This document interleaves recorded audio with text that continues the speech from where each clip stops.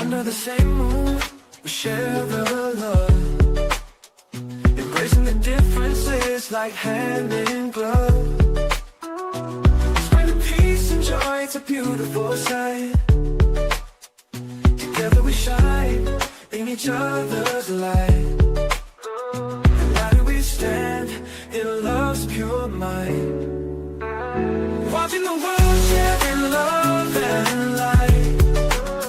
Hearts beating as one in our peaceful flight.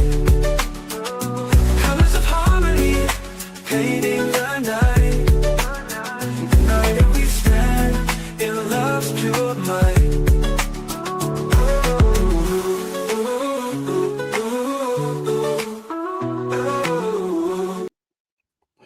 Good evening, everyone. Welcome to Watching the World. We have a great show for you tonight. I just came off of Anjanette Levy's show from Law and Crime, so please go and give her some support. It was a great show talking about Luigi Mangione. Tonight, we're going to talk about something that everybody wants to discuss, and that's about Donald Trump and all of the photos that are coming off of the island, straight off of Epstein Island.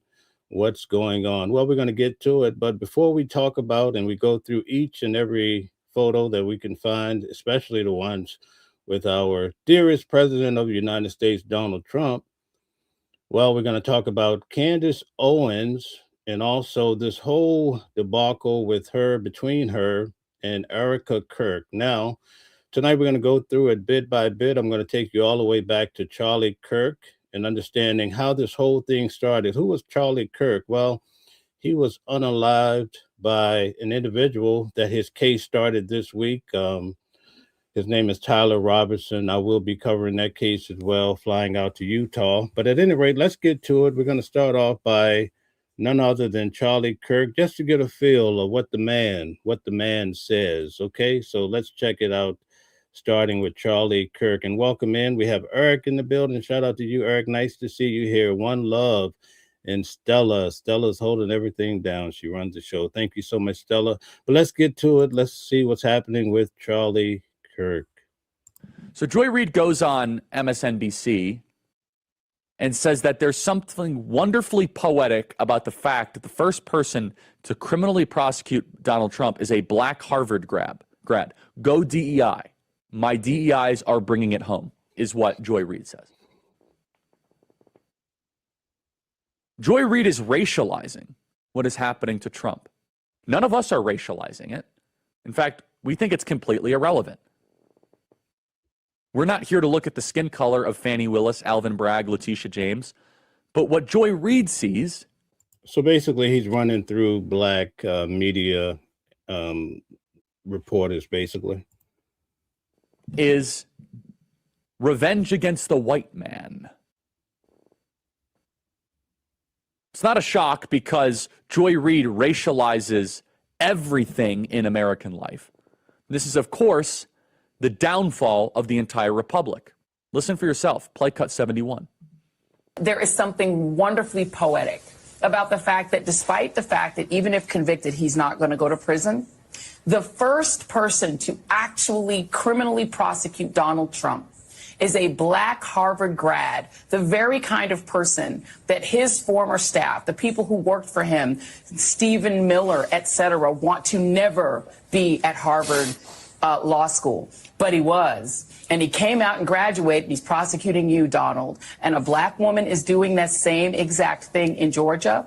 And a black woman forced you to pay a $175 million fine that's out now also in question because the people who put it up, that might not be legit. Donald Trump is being held to account by the very multicultural, multiracial democracy that he's trying to dismantle. And for me, there's something poetic and actually wonderful about that. It says something good about our country that we're still capable of having that happen. Go DEI. My DEIs are bringing it home on today.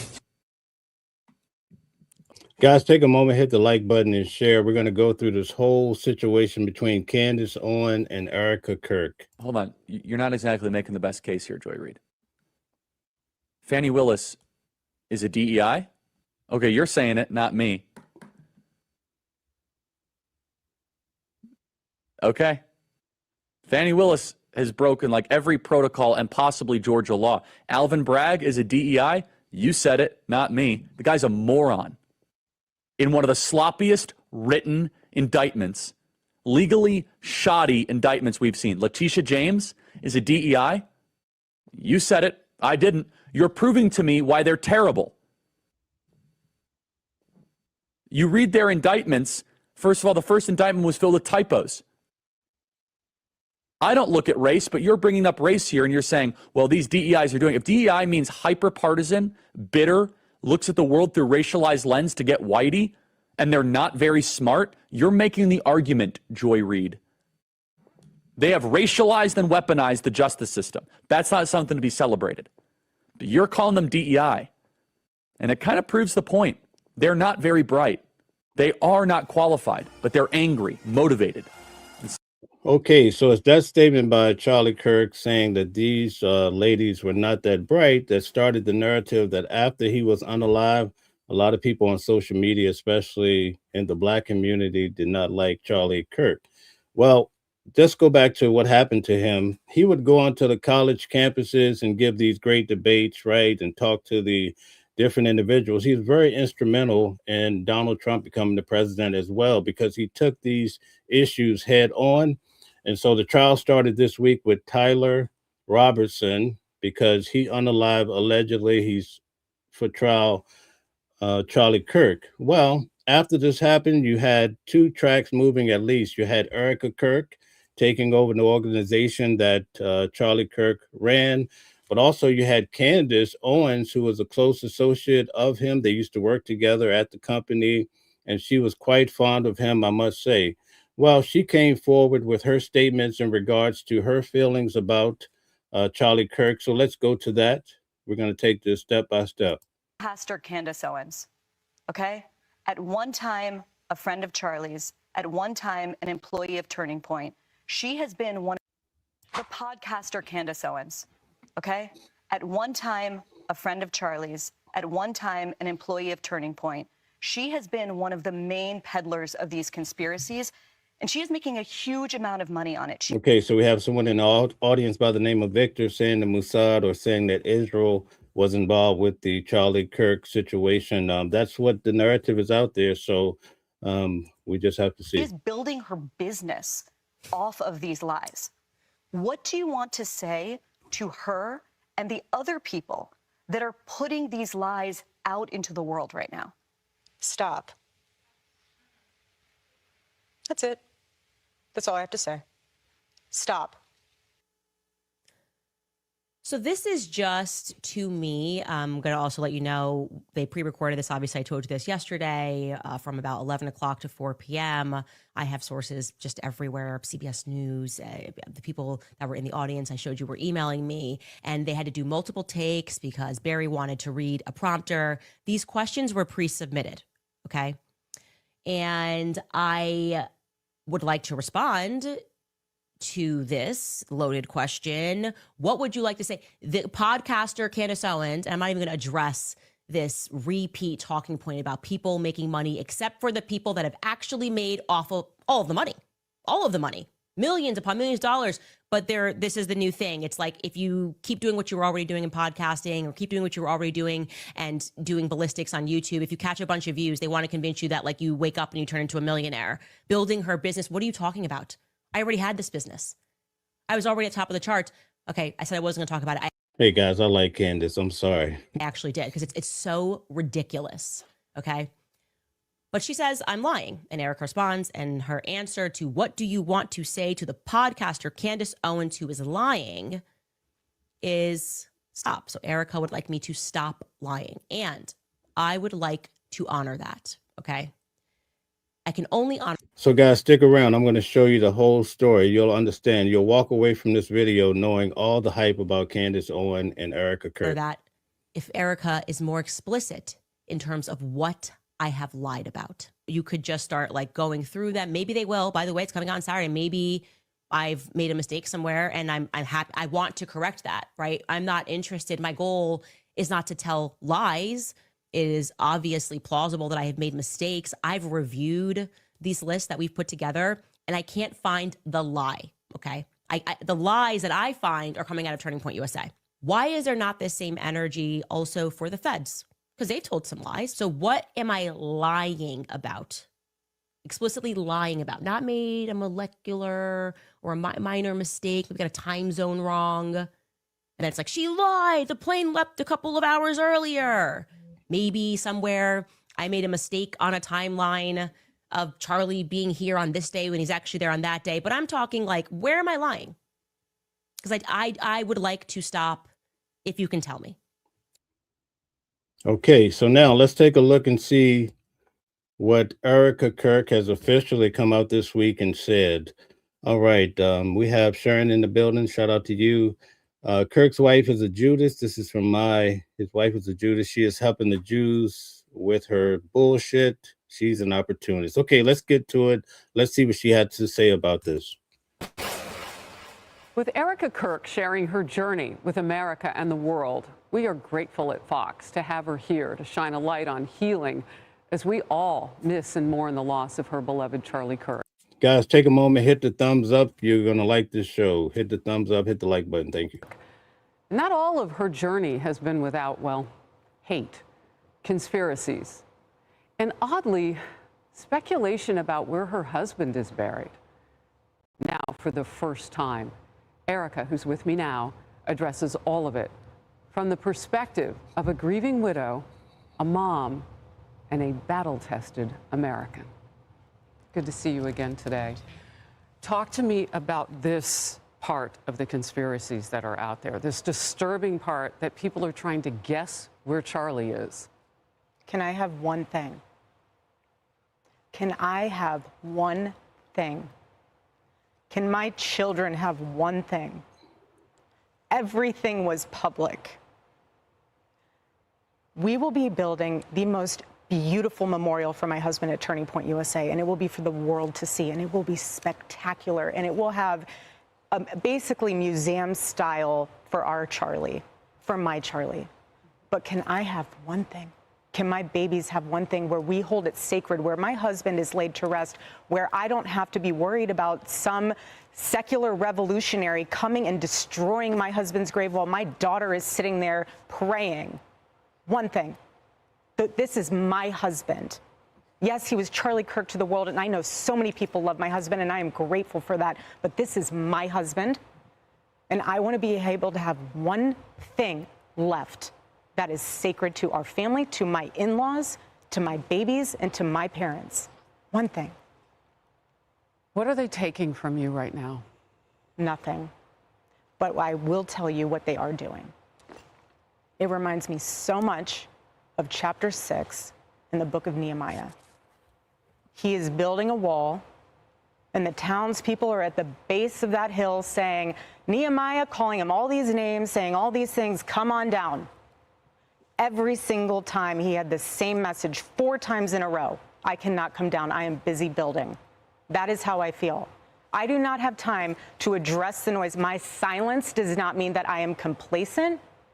My silence does not mean that somehow Turning Point USA and all of the hand-picked staff that loved my husband and my husband loved them is somehow in on it. We are busy building. And you know what I thought? I thought these people are human. We are all grieving in our own way.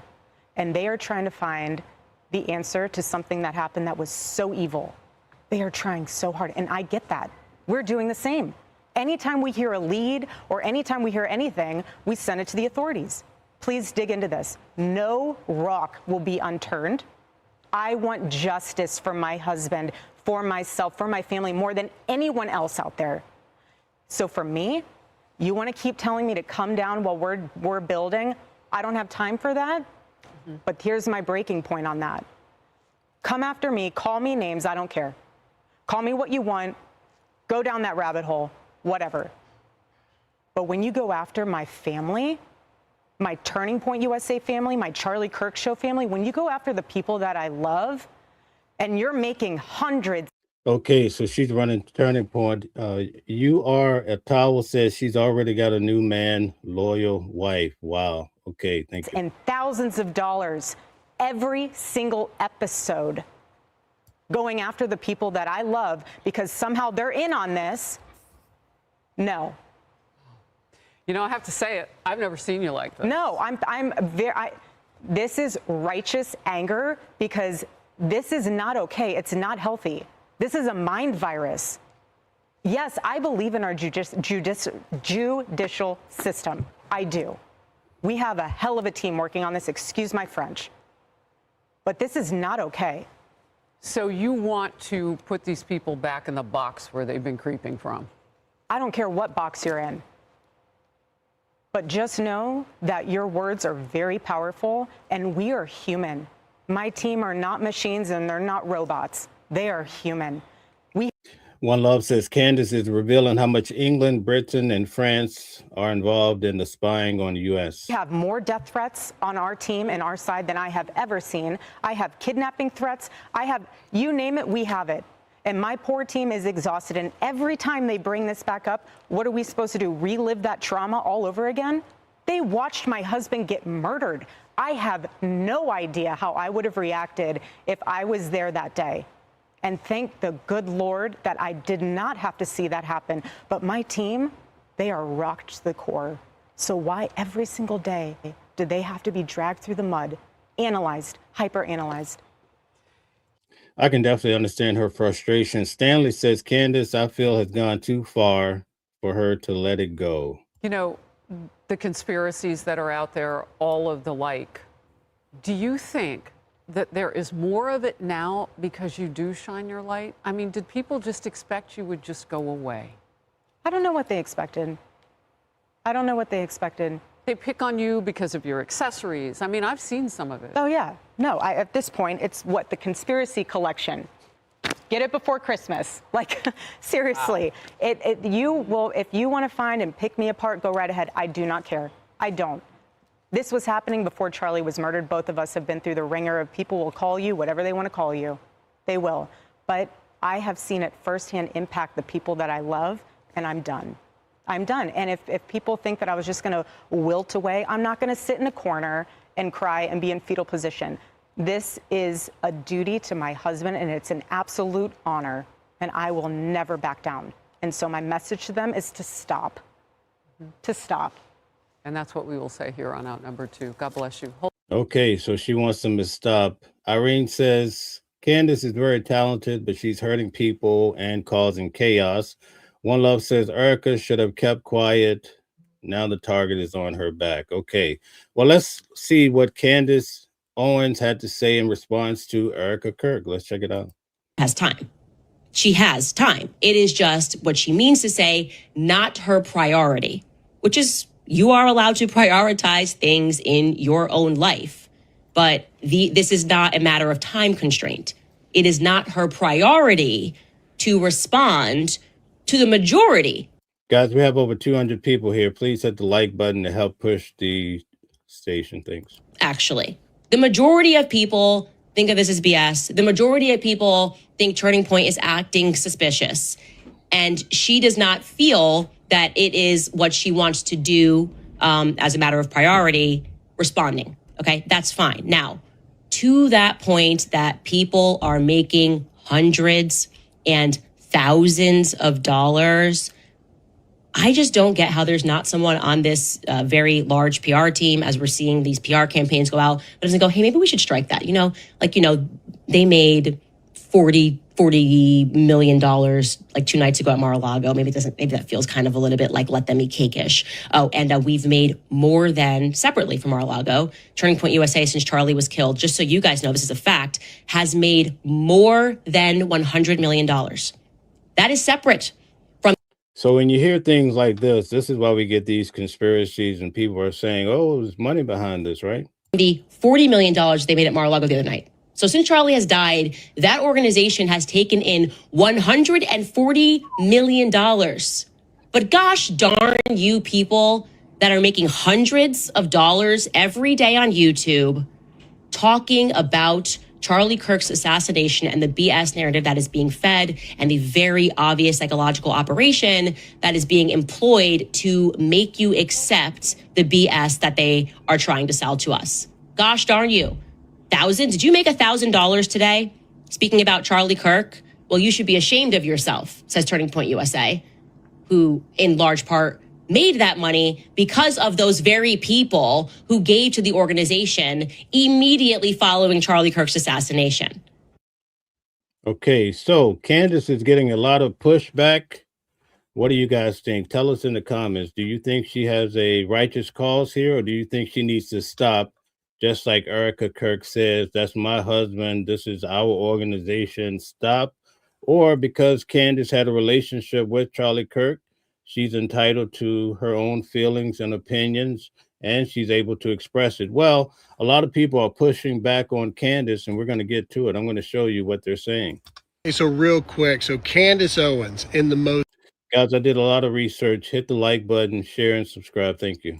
giddy, borderline evil story I've ever seen is getting ready to now go on the attack against Erica Kirk. This is what it's always been about. She said that if Erica Kirk herself asked her to stop, she would. Erica said in a resounding voice today, back off. But Candace was never going to. It was never about that. It is only about the money. She does not care about Charlie. She does not care about Turning Point USA. She does. Okay, Anthony says Candace is crazy. One Love says they're only worried that Candace is making money. She's making a lot of money, perhaps, right? Yesterday, she had 1 million people on her live stream. Isn't that amazing, right? Hey, kudos to her. Just says, God bless Candace for telling the truth. Kirk is a fraud. Okay, we have pushback on Kirk. Okay, One Love says Candace. Hannibal says Candace is going to find out what elites can do. Yes, indeed. You guys should check out. For everybody that's bringing up the Mossad, you should understand what they can really do. You should do a little bit of digging. Let's get back to this gentleman here. Doesn't care about you that support her. She is a woman scorned, a woman on a warpath, and all she cares about is money and fame, and she will burn everything to the ground. He's talking about Candace Owens, guys. This is pushback from this gentleman here, Graham. To get it. It's evil. I rebuke it. I do not stand with Candace Owens. I don't care what you have to say. Any of you that support her are blind. Okay, so do you guys feel the same way in regards to Candace Owens? What are you saying here? A lot of people are pushing back on Candace, saying, really, Patricia says, Candace, you should find a real job. Okay, Clay Edwards says, we Democrats own them blacks. They know it. Okay. All right, so here's some more pushback on Candace Owens. Let's check it out. Owens' actions and requests are to pull. Guys, take a moment to hit the like button. Also hit the notification so you know when we go live. The donations from Turning Point and malign the people involved with it so that no one wants to be involved. The question then becomes, what will Turning Point be a year from now?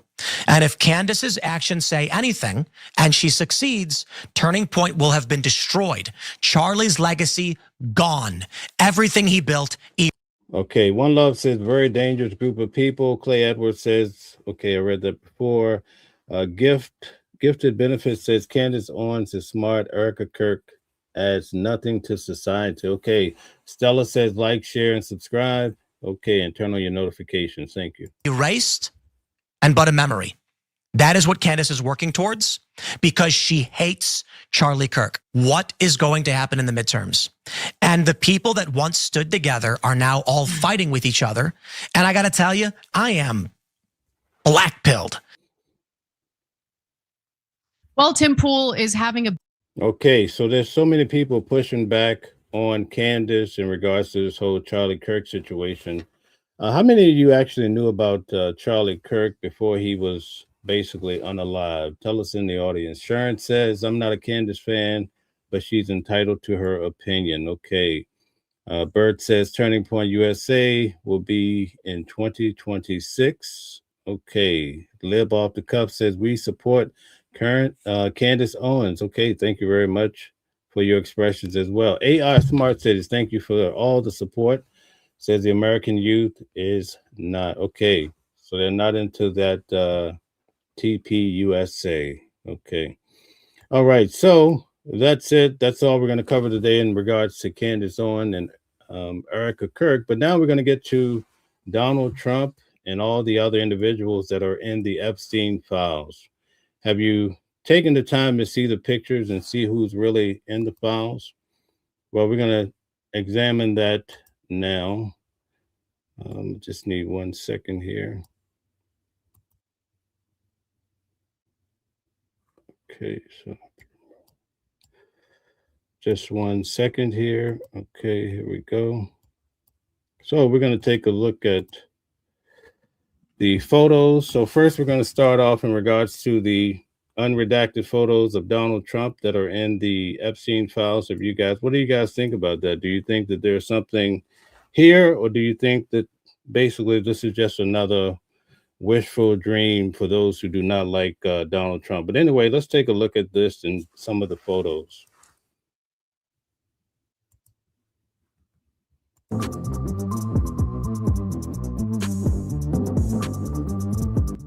So, as you can see here, you have Donald Trump redacted with all these females around him. This is put out by the New York Post. And you have this photo here. You have a female that's redacted, and you have the President of the United States again. There's so many of these photos floating around. So this one here says Trump condom. This is at Epstein's housing, whether it's at the island, we don't really know. But at one of his locations, he has Trump's condom, $4.50 finally. And then you have a photo of Trump, I guess, depicting I'm huge. Okay. So we have that. And I'm not sure what's actually going on here, but this is something that they recovered from the Epstein files and photos. So now we're starting to see, I guess, why a lot of individuals do not want these files to come out when you see things like that. One of the senators said yesterday that there are actually individuals on the island with pictures actually in the act with females, and they're trying to figure out how to present these photos and redacting the females. They call them the victims appropriately. So you can only imagine every day more pictures drop today. So each day a new boot drops on all the individuals. They must be living in faint of fear, right? Especially if they're married or they have significant others, and these photos are coming out, especially if they've been married for a long time, right? Okay, so what do we have here? We have oh my goodness. All right, so other artifacts coming out of Epstein Island. Looks like he has a whole lot going on here. It has some, yeah, we're gonna pass on that. And again, the Democrats are dropping these photos. Okay, so now we have Bill Clinton, okay, Epstein, we have Ghislaine Maxwell. Not sure who these individuals are, but coming from the island as well. Or the Epstein files we've been waiting so long for, right? Some of these pictures might be duplicates, but we're just going to keep going through them until we cover them all, folks.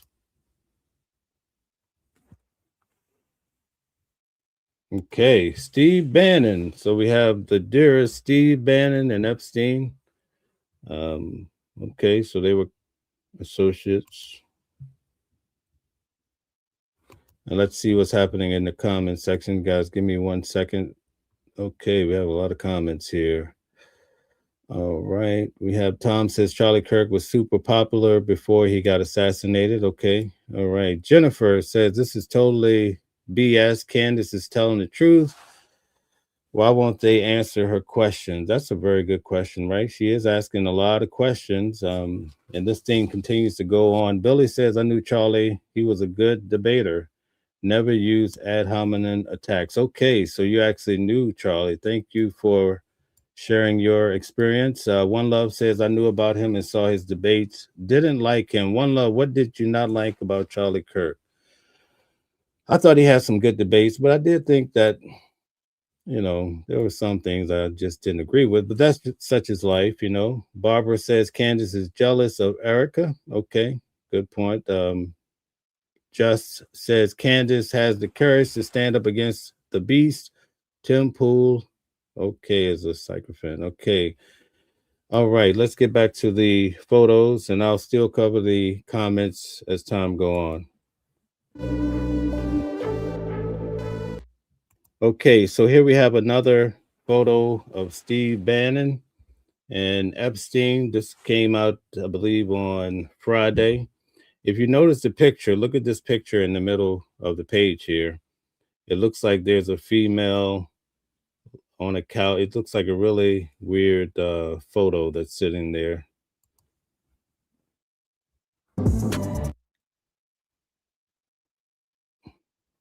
Okay, more photos of Steve Bannon and this other individual.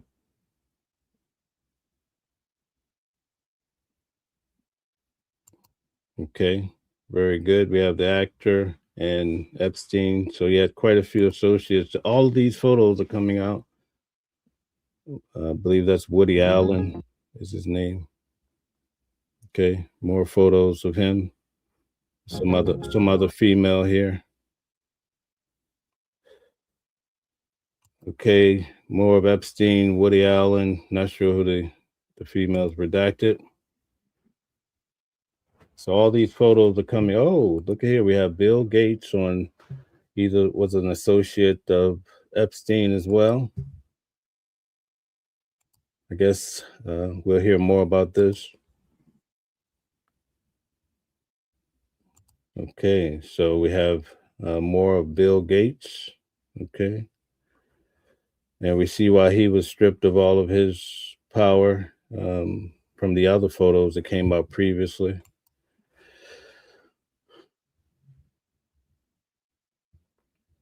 Okay, so evidently these are pictures from Epstein's wall, and he has Bill Gates on the wall, allegedly. That's who it looks like to me, right? What do you guys think? Does that look like Bill Gates to you?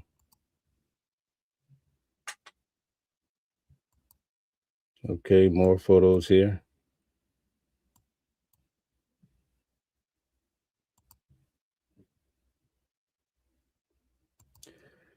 And this is Epstein was his attorney, who also they came after with allegations as well. But I think he somehow, the victim or alleged victim, recanted the story of some sort. So I think his name is Dershowitz. So we have him and Epstein. Okay, so this is all from the New York Post. Okay. So we're going to take a look at, see if there's other photos. Okay, so here's the unredacted photo of Donald Trump with the females. Okay, all right. And this is the redacted version of that same photo as well. All right, and let's see what else we have here. Okay, we have a unredacted photo of Donald Trump. Remember, it was redacted in the New York Post, of him and this lady. Okay, and okay, so here's the redacted version. And then you have a photo, as I've seen on the air, a lot of people are saying a creepy photo of Epstein. Okay, so this is all from the New York Post that posted this. And they're highlighting these photos on Epstein's desk that I had pointed out while we were watching the video.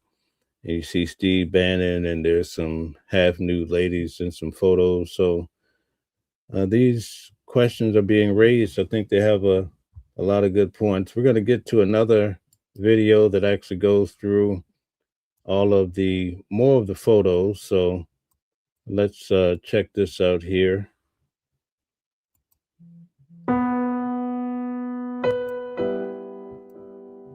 Okay, so this is Epstein. I can't really identify the other people in the photo. Let's see what you guys are saying in the comments section. Okay, Bert says Jeffrey Epstein in the bathtub. Okay, Virgil says Trump rules. Okay, thank you. Sassy Mo says New Yorkers have seen these photos back in the day while the world knew nothing. Okay, great point. Bert says Ghislaine Maxwell. Okay, and Weinstein. Oh, wow. Okay, so are you saying for this photo, this is Ghislaine and this is Harvey Weinstein? Is that what you're saying, AI Smart Cities? I can't really confirm, but if you want to say that, I just want a clarification. Colorado says Trump by far, not even close. Okay. All right, so let's keep going through these photos.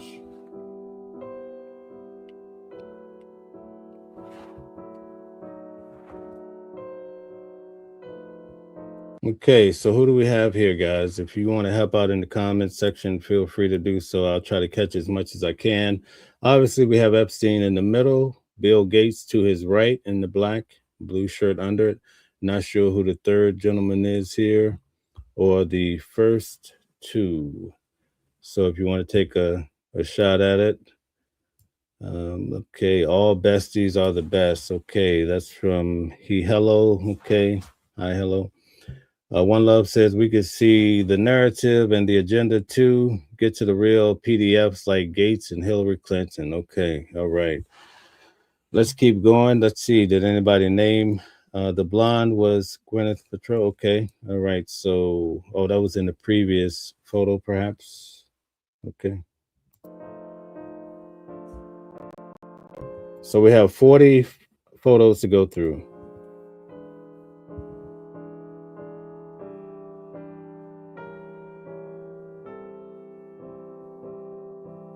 Okay, so who do we have here? Harvey Weinstein, Jeffrey Epstein, and is that Ghislaine Maxwell?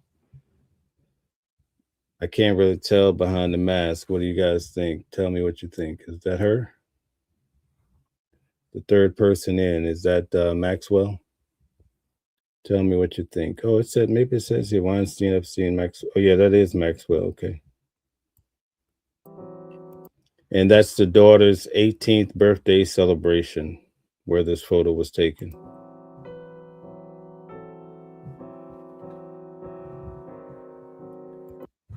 Now, he's locked up, she's locked up, and he was on the live while locked up. I'm not sure what to think about his ending here on Earth, whether it was by him or someone else. I just can't speak on it, but it's a little bit fishy, if you ask me.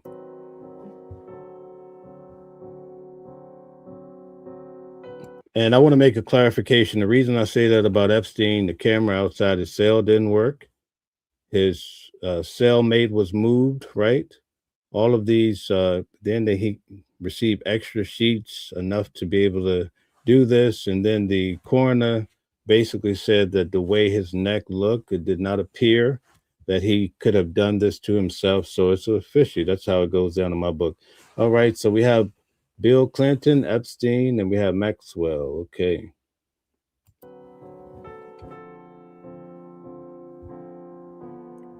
Guys, One Love says that Epstein is in Israel. Okay.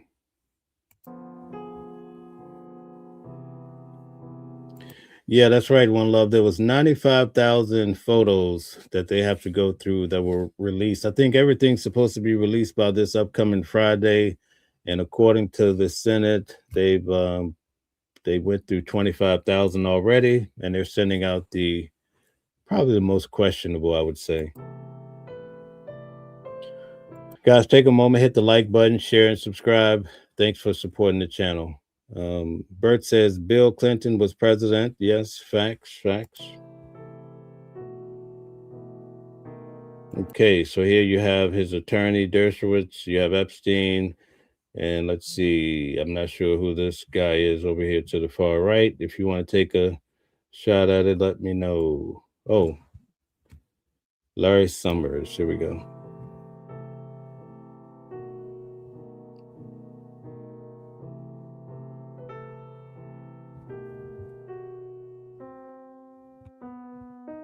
Okay, so Bert says that these files are supposed to be out by Monday. Thank you for that. Okay, Bert says Larry Summers. Yes, indeed. Okay, so let's see who we have here. We have Epstein. Not sure who this female is. Not sure. Wait a minute. Let's see here. We have Woody Allen. Okay. And some other individuals in the background.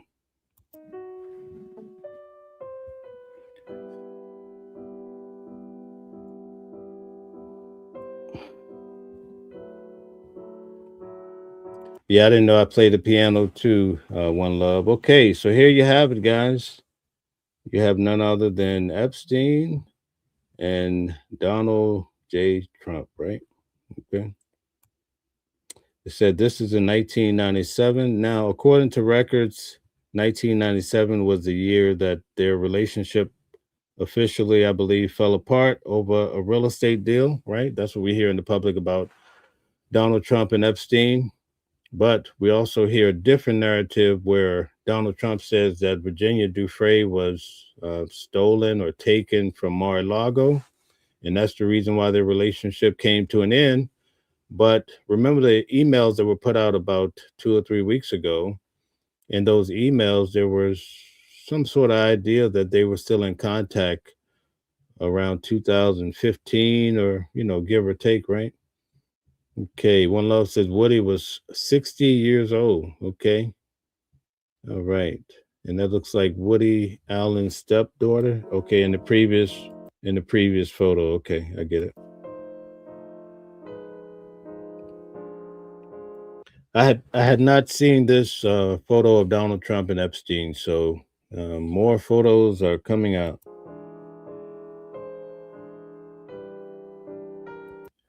Hi, hello says, "Oh, besties are the best." Are you saying that Donald Trump and Epstein were best of friends? Bert says Virginia Dufresne said the same in her book as well. Okay, thank you. Okay, Bay says MAGA. Are you a member of the MAGA? Great.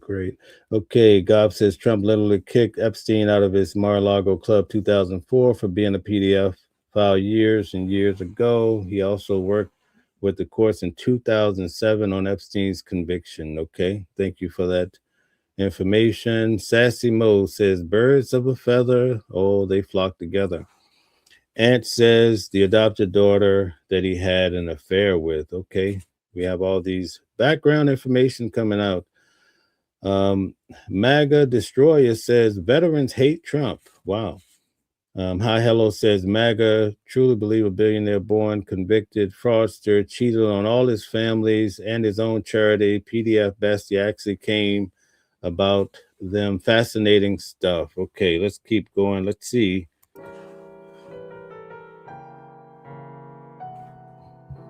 Okay, so who do we have here? Donald Trump. Okay, we have his wife, and we have Epstein and Maxwell. Wow. So these photos are dropping every day. Gob says veteran and a liberal here supporting Trump. Okay, so we have some supporters of Trump, definitely. Natasha says white nationalists hate Trump too. Okay. All right. One Love says Speaker of the House, Christina, is 22 and her husband is 63. No one talking about that. Great point.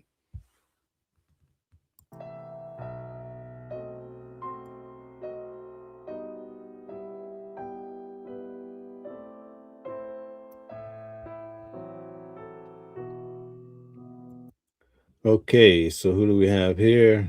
We have Melania, Prince Andrew, Epstein, obviously. Okay. And this female here, not sure who that is. Okay, but a young female. Hi, hello says, oh, look at those great people. Okay. Sassy says when Levy was born, her husband was 32. Oh my, jeez. So all these photos are coming or came off of the Epstein files pretty much. I understand that the family of his estate had a lot of artifacts to present first, but also a lot of this is being released by the Democrats.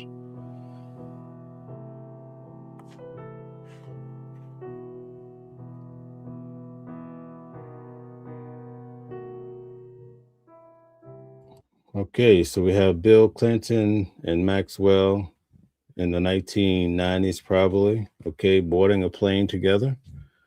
So Bill Clinton appears to have been on the Epstein plane. Okay.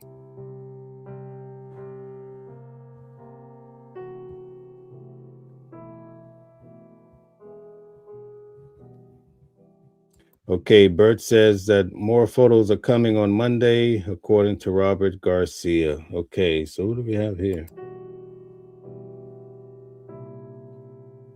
So we have Epstein and the current Saudi crown prince. Okay. Mohammed bin Salman. Okay. Wow. So Powerful people. You know, it blows my mind how many people don't feel that Epstein is really unalived. You know, that's astonishing to me. Sassy Mo says Melania was a gift from Epstein to Trump. Okay, now these views are not from the channel, but I respect what you're saying. I've heard that before, but I just want to make that statement. One Love says Democrats are making sure to hide their hands. Okay, Stella says yes, they are One Love. Okay, let's keep going.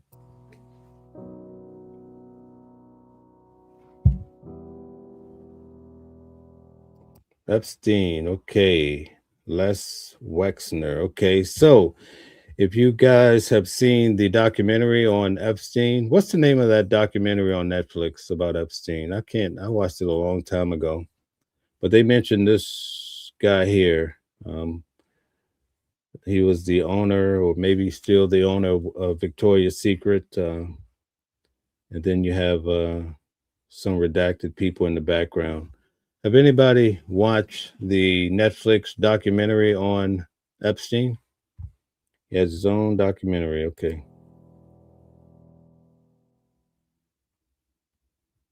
You know, according to the documentary, this is where Epstein got all of his money from, right?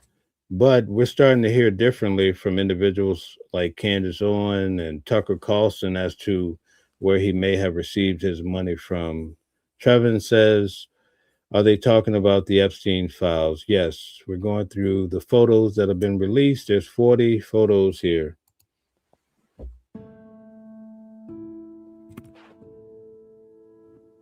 Okay, so One Love says Les gave him $250 million house in Manhattan. Okay, I recently did a little tour and I took everyone to see what that condo looked like. It's not that far from Trump Towers, in fact, maybe 10 blocks or so. Okay, so you have Richard Branson and also Epstein in this one. Branson is the British billionaire. I think he was the guy behind the antivirus, right? Was he the person that ran the antivirus company, if I'm not mistaken? I could be wrong.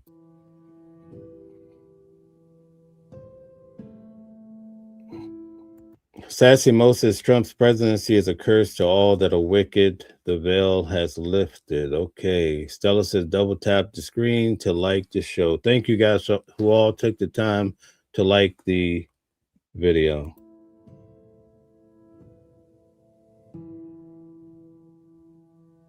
Okay, so who do we have here? Trump, we have his wife, we have Epstein, we have the prince, and we have, not sure who this lady is here, but Prince Andrew is definitely there. Okay, they're attending some sort of party at Mar-a-Lago. Would you believe? Okay. Bert says Richard Kahn was the constituents and comptrollers his money until 2023. Okay, One Love says all these countries are involved. AI Smart City says the guy in the pink shirt is Richard Branson, founder of Virgin Galactic. Okay. Wow. I actually invest in that company. Didn't know that. Okay, very good. I think they're trying to build some spacecraft, what have you. Okay, so AI Smart City says Mel and antivirus guy was John McAfee. Okay, but there's another guy too that. Anyway, I won't get into that. Sassy Mo says it's a worldwide billion-dollar industry. Okay, but thank you for that, Sassy Mo.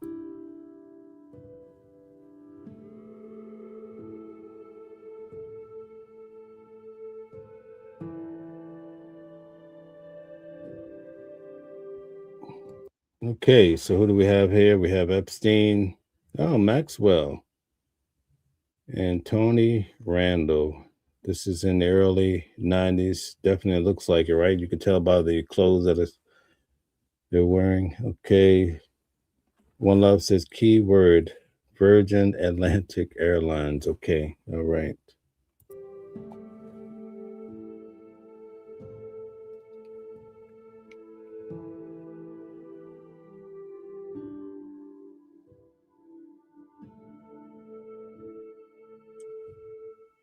Okay, so we have a framed photo of Epstein. Okay, Epstein's to the far right.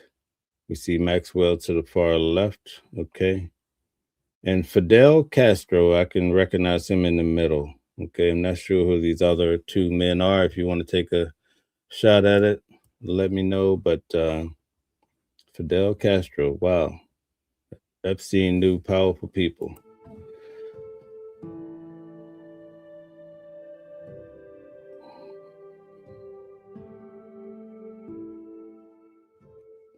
You know, Maxwell's in all these photos, but recently when Todd Blanche went to meet with her in the prison, right, before she was moved to the prison camp, she basically said that she knew nothing when it really boils down to it, but she was there for just about everything. I mean, from what we're seeing. Okay, so more photos here of Bill Clinton and Epstein.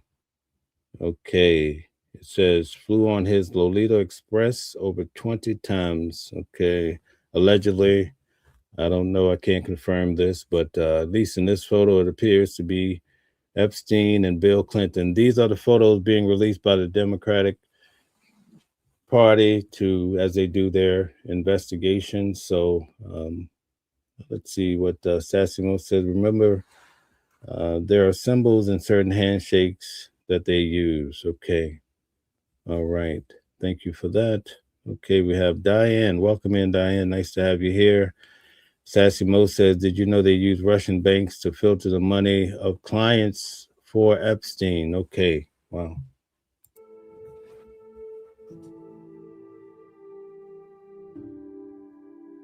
People don't seem to be too interested in Bill Clinton. They're more concerned about the president of the United States, Donald Trump, right?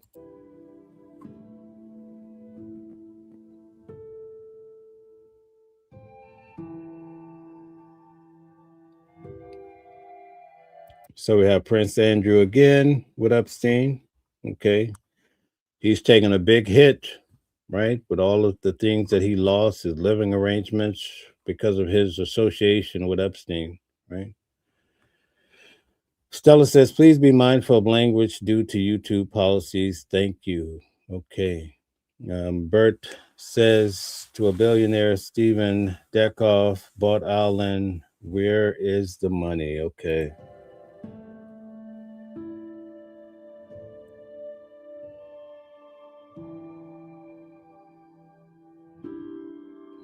Oh my. We have man, Epstein was all over. Have Epstein and Maxwell with Pope John Paul II. Okay. When I toured Rome recently, I actually got a chance to tour his quarters and what have you. It was quite interesting to see all those artifacts at the Vatican. But if you ever get a chance to go, or maybe you've gone already, but a trip to Rome is unbelievable.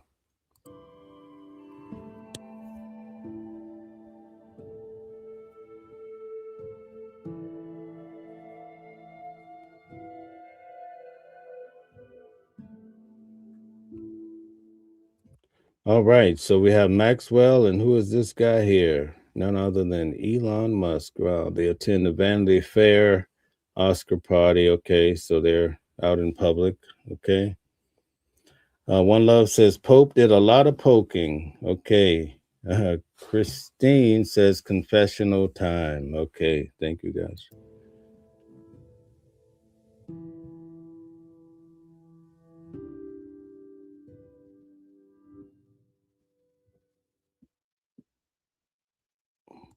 Okay, so we have Maxwell, we have Epstein. They're like always together in these photos. And who is the gentleman, the third one in? I think that's the singer Michael Bolton. I think I recognize his face. Not sure who this guy is. Let's see if it says. I'm not sure. No. Michael Bolton, great music. Anybody a fan of Michael Bolton? I think he had some great music. Definitely back in the 80s, though, right? All right. I haven't heard anything recently from him. Not sure the first guy here.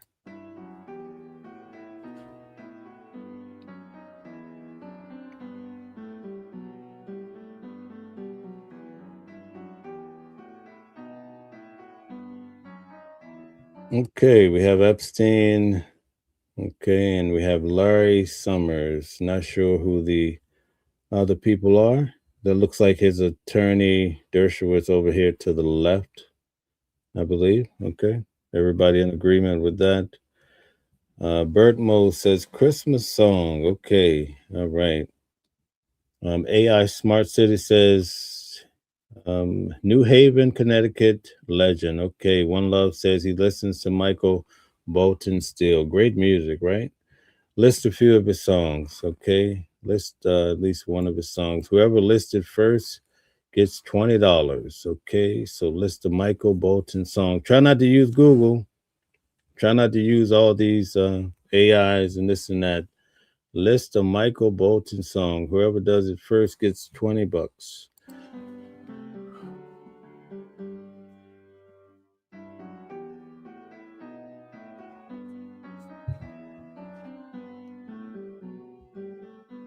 Oh, here we go. I have the actual video of this. I think this is like at it's a party. Okay. I think there was some dancing in the video we have, but we have Epstein and we have the president of the United States, right? Donald Trump, and not sure who this other guy is, just a bystander. That might be Maxwell in the background, not too sure. Okay, let's see here. Do we have a Michael Bolton song here? Thomasina, my cousin is here. Nice to have you here, cousin. All right. Sassy Mo says the secret society is not so secret anymore. They let the cat out of the bag, right? Isn't that something? Okay, Angela says, dang. Okay. Tracina says, when a man loves a woman. Okay, you win. So I need you to email me your Cash App and I'll get that to you right away. We'll put the email in the chat for you. So Tracina, you won. Just put your name in the email so I know that it's you when you email, and you'll have that tonight. All right, let's get to it. So we have quite a few pictures of Donald Trump being with Epstein. So remember earlier in the year, around summer, they said that when Donald Trump was alerted, it was, I think, Pam Bondi that told him that he was actually in the Epstein files, right? But the first person to let the cat out of the bag was Elon Musk. Elon Musk told everybody, remember, he tweeted and said that Donald Trump is the Epstein files, right? I believe that's what he said, allegedly. And so then they came forward. Pam Bondi says, oh, I have these files on my desk. Then about a month later, her and Donald Trump says, oh, we don't have any files. You know, this is a hoax, right? And then later, Donald Trump came forward, says, well, there are files, but it's all a hoax. It's the Democrats made all this up. But from these photos, at least, doesn't look like they're just made up, right?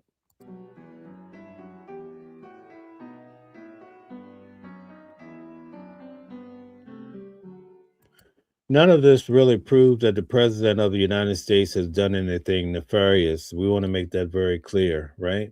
We want to make it clear.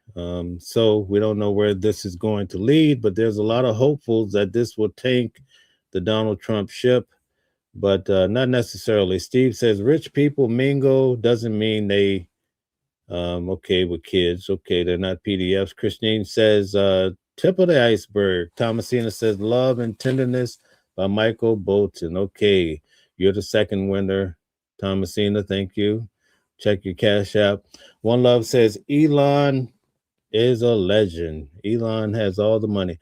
Okay, Sassy Mo says Bondi is screaming, please find a file without Trump's name in it. Oh my. Okay, so we're going through all 40 photos with a lot of them have Bill Clinton and Donald Trump in them. And so we're going through them one by one, seeing if we can identify people. And we're winning a little money too, right? So it's not a bad gig. Tracina has won so far, and Thomasina both have won. So shout out to you. And guys, make sure you like the video, share, and subscribe, okay? And every day when I'm not in court, right now I'm covering the Luigi Mangione case, but when I'm not in court, I have news at noon. So be on the lookout for that.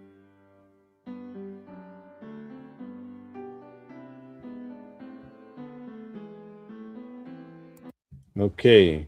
All right. So we have Bill Clinton And we have Chelsea Clinton. That's definitely her because I've seen them before. They live local, so I see the Clinton sometimes. And this is Maxwell. Yeah, the Clintons are down. Actually, I won't say, but they're not too far from where I live at. Okay, let's go. I will tell you that Bill Clinton is often at the library and he has Secret Service, like so much Secret Service. It's mind blowing, right?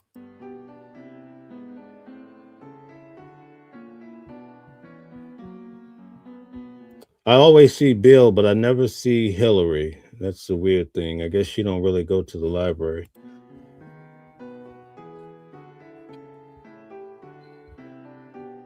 Okay, so who do we have here? We have Epstein, and who is the guy on the left? Okay, Peter Mandelson. Okay, all right, not sure. Never heard of him. Yeah. Okay, so we have Epstein with the top hat. We have Prince Andrew. I can't make out who the females are, right?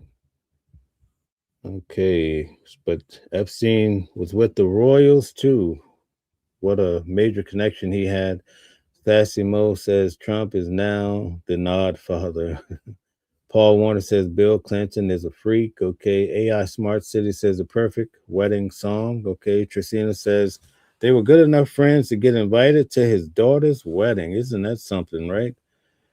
Eric Lane says Epstein was Trump's protege, according to Epstein's aide.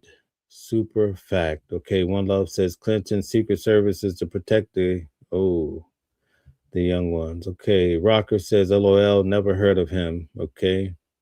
Levi says British politics. Okay, very good.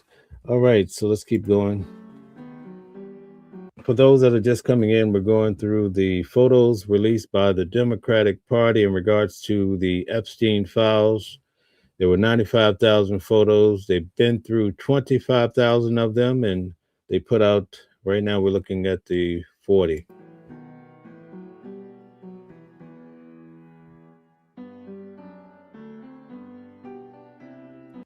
And by the way, guys, I've been going to court every day for Luigi Mangione trial. So for those of you who would like to hear the details of what I've seen in court every day, I'm in the main courtroom with him.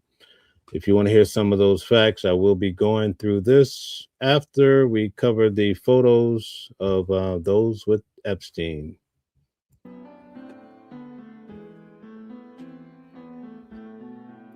Okay, so we have Epstein and we have his attorney here who also took some heat, but so-called cleared.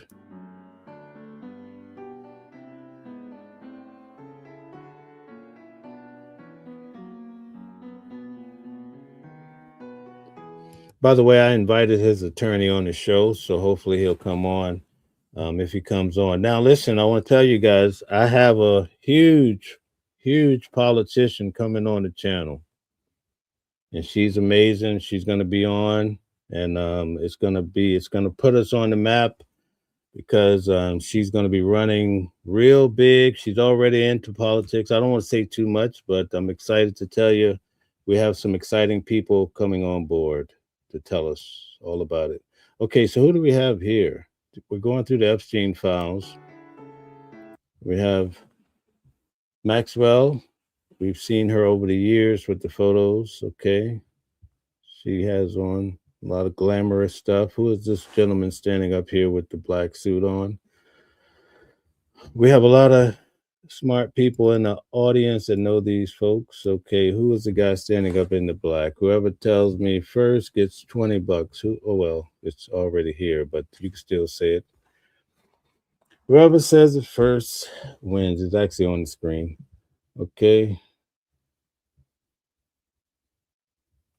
Wow. Let's see. Is he sitting down? No, it doesn't say the guy in the black. I think Calvin Klein is the guy sitting down, perhaps, right? No, I don't know. Who knows? Does anybody know? Tell us in the audience. Eric Klein says, should Trump pardon Luigi? That's a good question. I don't think it's possible, but who knows? Okay. Levi says, Dustin Hoffman. Okay. We have Calvin Klein, definitely. But which one is Calvin Klein? The guy with the white on or the guy with the black? Is Calvin Klein the guy standing up? I think that's what everybody's saying, right? And maybe the guy sitting down is Jamie Dimon. Okay, so Calvin Klein's in the black suit. Okay, so Stella, I'm going to really need you to help me figure out who said it first, who gets the $20. There's no way I can figure it out now. It looks like it might be Stassi Mo. That's what it looks like to me. But if you could confirm, that would be awesome. And I think we're saying that Calvin Klein is the individual that's standing up. And then Diamond, Jamie Dimon is sitting down. I don't know who that is. What's significant about Jamie Dimon? If you know, tell us so we can know too. Okay, let's keep going here. All these folks are in the Epstein files, but keep in mind that they're saying that we're going to see photos of individuals in the act, right? They're in the act. I'll leave it at that. But they're trying to redact the photos. So, but they're not going to redact the people that are doing the do. So we'll have to go through all of this. There's a lot to talk about. Okay. Okay, we started off talking about Erica Kirk, and so Ben Trust is saying Erica is a snake. Okay, that's why he's talking about Erica. Okay, thank you guys. All right, let's keep going. All right, so Stella says, Sassy, congratulations, winner of the pop quiz question. Okay, and you can send your information to the email. Thank you.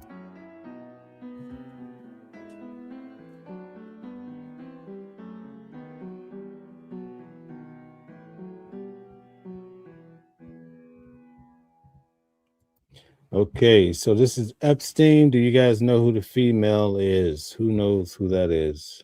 What's her name? It's there at the bottom, but let's see who can recognize the person, if anyone. 1997. Okay, let's see. All right, Klein says, Sassy Mo, good job. Okay. Ben Trust says, double tap the screen. Thank you for the support, guys. Thanks for liking the video, too. We do this every day, believe it or not, so stay tuned. We have a great show in store for tomorrow night. Now, guys, I really need you guys. I was just on with Anjanette Levy from Law and Crime. We did a show on Luigi Mangione, where she brought me on for an interview. We do this weekly. I need you guys to go support her, go like the video, share. She's on Law and Crime, and I was on Law and Crime for the Diddy case. I was also somewhat associated. I went to Donald Trump's trial. I will be going to Tyler Robinson trial in Utah. So stay tuned. I'll be back covering these cases. I've been in Luigi Mangione's hearing every day so far. Can't wait to tell you guys about it more. And by the way, her name is Selena. Okay.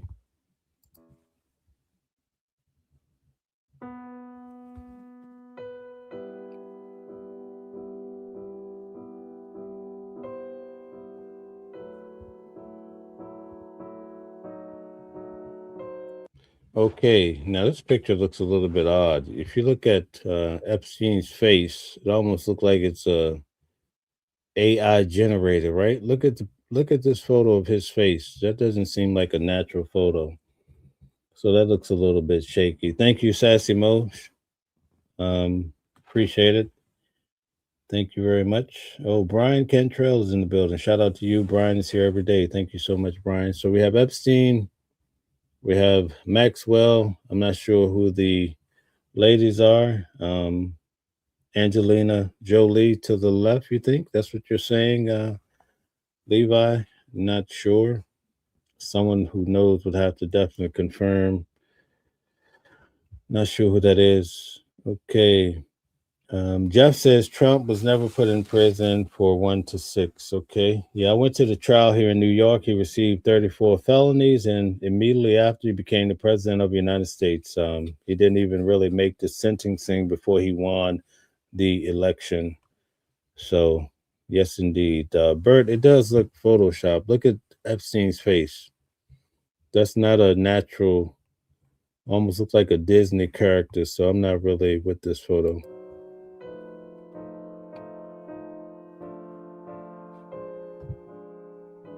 Okay, we have Epstein. Not sure who the two females are. Okay. All right. So these people. Okay. So he's a chief Hollywood reporter. Okay. Russian. Okay. Epstein was well connected, right? Doesn't seem like a guy that would unalive himself, though. I just find that hard to believe.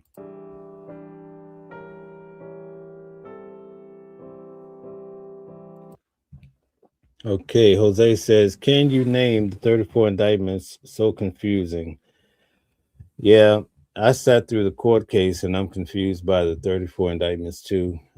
It's just like Sean Diddy Combs' case. It was over. They overdid it, and therefore you have this outcome. Sassy Mo says fraud. Okay. Rick says, go look it up. Google. Okay. All right. Eric says, is Jeffrey Epstein driving a taxi in Tel Aviv? Good question.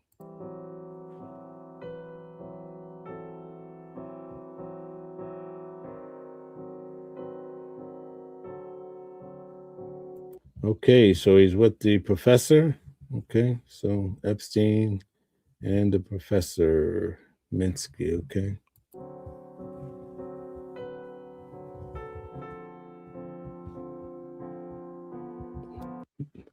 So let's see here. Jeff says every time he made a payment, it was a felony. Now keep in mind that they have over $1 billion of wire transfers from Epstein to other individuals. So I think if they really want to know what's going on, I've seen them take down drug deals for way less information, way less wires. So, there's obviously something here that's not adding up.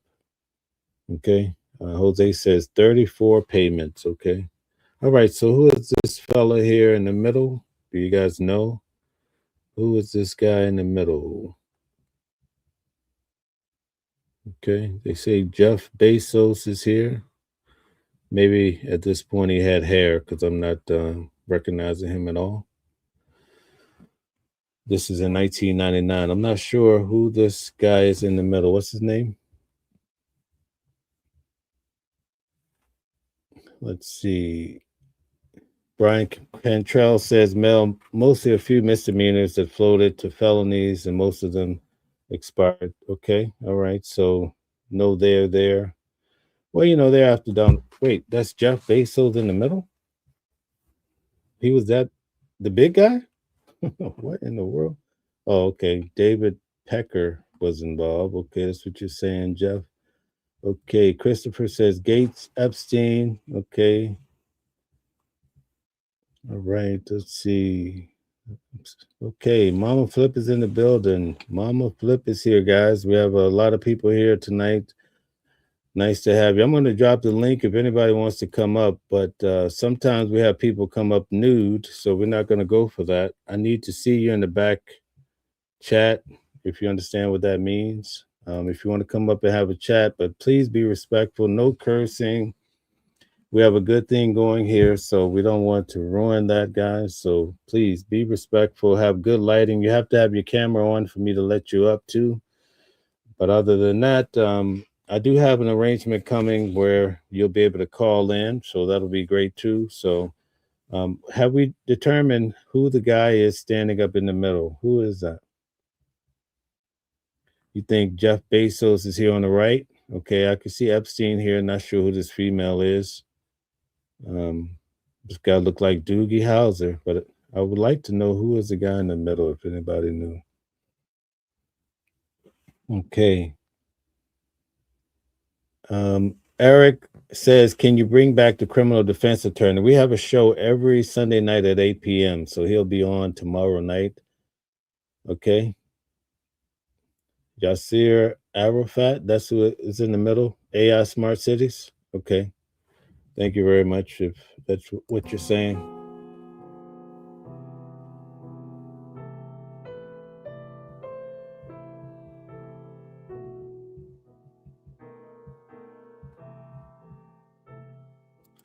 Okay, so for those of you who are just coming in, we're going through the Epstein files photo by photo, 40 photos in all. So we're almost through this. Former Barnes & Noble CFO, Steve Riggio. Okay, so that's who the guy was on the left. He was the CFO of Barnes & Noble. Man, Epstein was well connected, folks. Yes, indeed.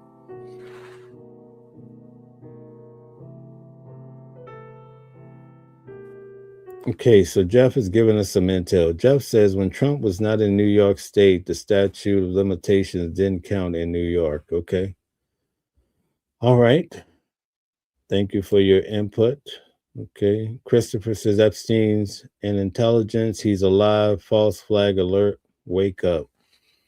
I don't totally call that bogus. I tell you, I actually, when I attended Sean Diddy Combs' trial, the actual holding center that Epstein was unalived in is next door. So when you go to the cafeteria, you look out the window. Where Epstein was unalived there, whether he did it or someone else, whatever. That whole building has been shut down ever since Epstein passed away. They shut the whole jail down because Sean Diddy Combs, I went to his trial every day for 9 weeks. Technically, they would have held him at that same place where Epstein was while he was on trial. So that way he didn't have to go all the way back to Brooklyn every day. So every day Diddy would go back and forth. Well, he would just go next door. But after Epstein, they don't tell you that in the media, but after Epstein was unalive, that building is no longer working. So what's up with that? Sassy Mo says there's a lot of snakes in the trail. Okay. Okay, Brian says correct. Okay, now Jose. Jose is the scholar for tonight. He said Israel was involved because they sold weapons, okay, to the Contras. CIA connections. They never mentioned Epstein was a middleman in many armed deals. Wow. So you think that Epstein had his tentacles and arms? Wow, never heard that one before.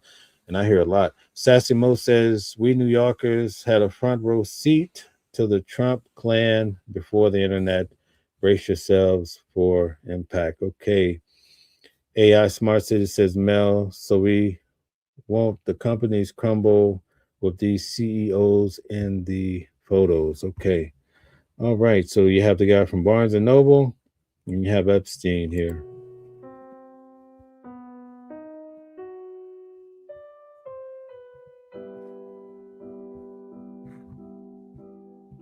Okay, so you have Epstein here with TED Talks founder, Laura Stein.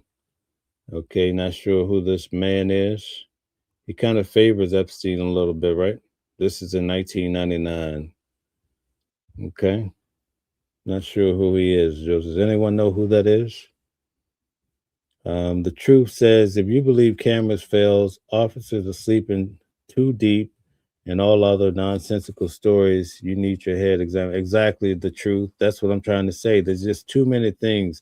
Officers sleeping. The camera doesn't work outside. It's just the list goes on and on for Epstein. Something doesn't seem right. Great point.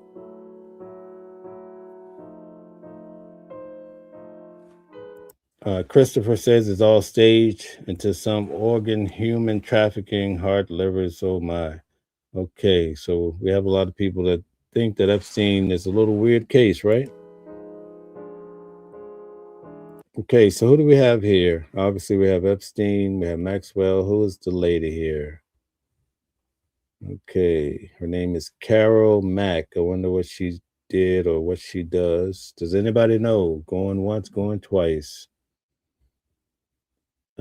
AI Smart City said this could be a shakedown AI photos. Okay, all right, not too sure. Some of them seem quite real, but some of them are, a little bit off to me. Okay, so let's see. Not sure what this lady Carol Mack does, but anyway, she's there.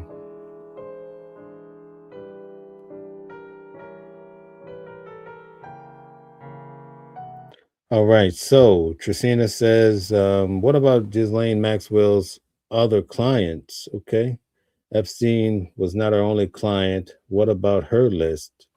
Well, when Todd Blanche, who actually met at Donald Trump's trial, when he went to meet with her, she had amnesia because she said really that Epstein wasn't, not only Trump didn't do anything nefarious, but Epstein really wasn't doing much of anything, right?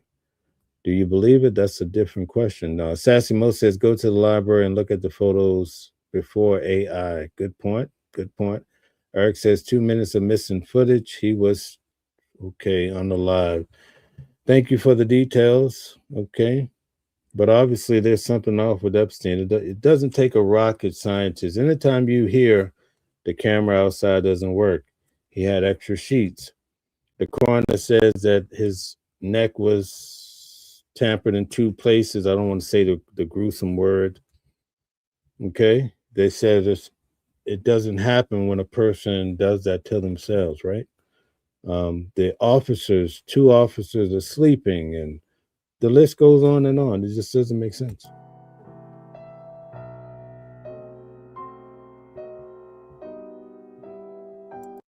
Not to say it couldn't have happened, because he did make a call. I think it's something that he did that made me think maybe this guy was thinking about doing something, because it sounded right. I forget what it was now. But anyway, this is Epstein. Okay, we have 2 other guys here, Peter Mandelson, and let's see who else. Doesn't say who the other guy is here in the middle. Maybe he's just a waiter. Maybe he's just a waiter. Don't put anything on him, right? Okay. All right. Christopher says he's alive. Epstein's alive and well spotted. Okay. All right. Success says change identity. Okay. They said that the island is still under Epstein's control and that there's people living there and no one really understands who's living there. So who believes that? I don't know. But in this case, I try to process everything I hear and just keep it all in the back of my mind and compare notes, because there's something off here. Guys, we have close to 400 people here. Hit the like button, please share, subscribe. We do this every day. So we cover, you guys missed it who are just coming in. I covered Candace Owens and the beef that's going on with Erica Kirk. So you could go back and watch this. Pretty good stuff.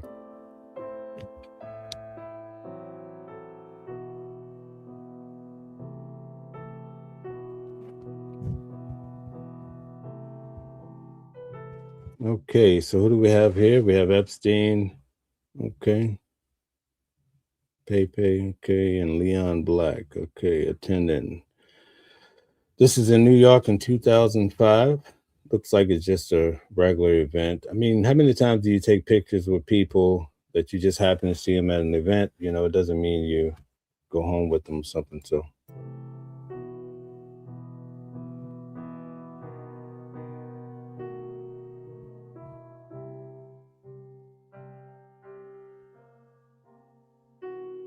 Okay, so everybody should know who the gentleman is on the right with Maxwell. Do you know who he is, right? Without having to read the bottom of the page.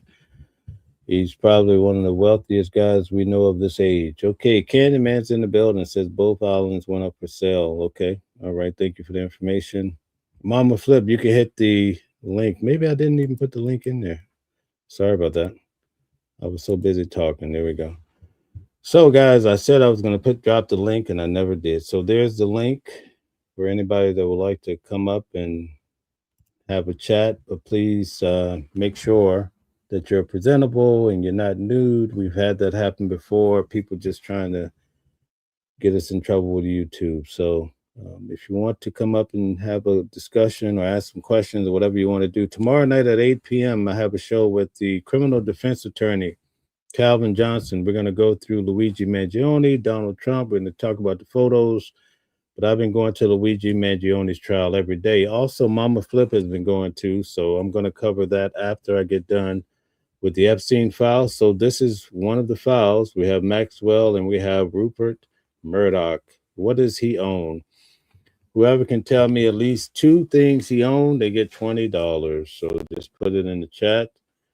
Whoever can tell me 2 companies that or entities that he owned, Murdoch owns, you get $20. Okay, the truth says Nancy Pelosi invests better than Mr. Murdoch.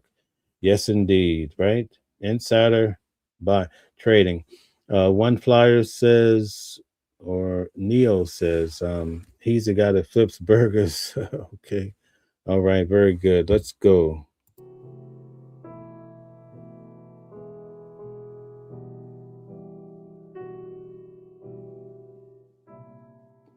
Okay. So we have, I can see already, Eric Klein has won. So the information will be in the chat for you just to email me your Cash App. Thank you very much. Okay, so guys, we have this is the other file. We have Maxwell, and we have, you guys must know the guy on the right. That's the easy one. Yes, Tracina, Fox News, and that's the two that I was thinking about, Wall Street Journal. Actually, the Wall Street Journal, I am in the Wall Street Journal. I think they call it the opinion page. I was interviewed with the Wall Street Journal last week, so I have to go and track down the video, but they interviewed me about Luigi Mangione trial hearing. Okay, so this is Kevin Spacey. He's with Maxwell, right? Okay, phone box says the Sun and the Times News papers in the UK. Wow, he owns a lot of stuff. Brian Cantrell says won't be going to the Black Rock anymore. Eric Klein says the executive producer of the O'Reilly Factor is a giant liberal. Okay, all right, let's keep going.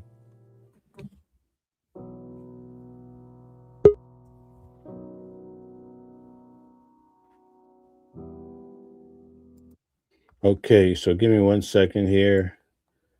And we have Mama Flips that has come up. Let's see here.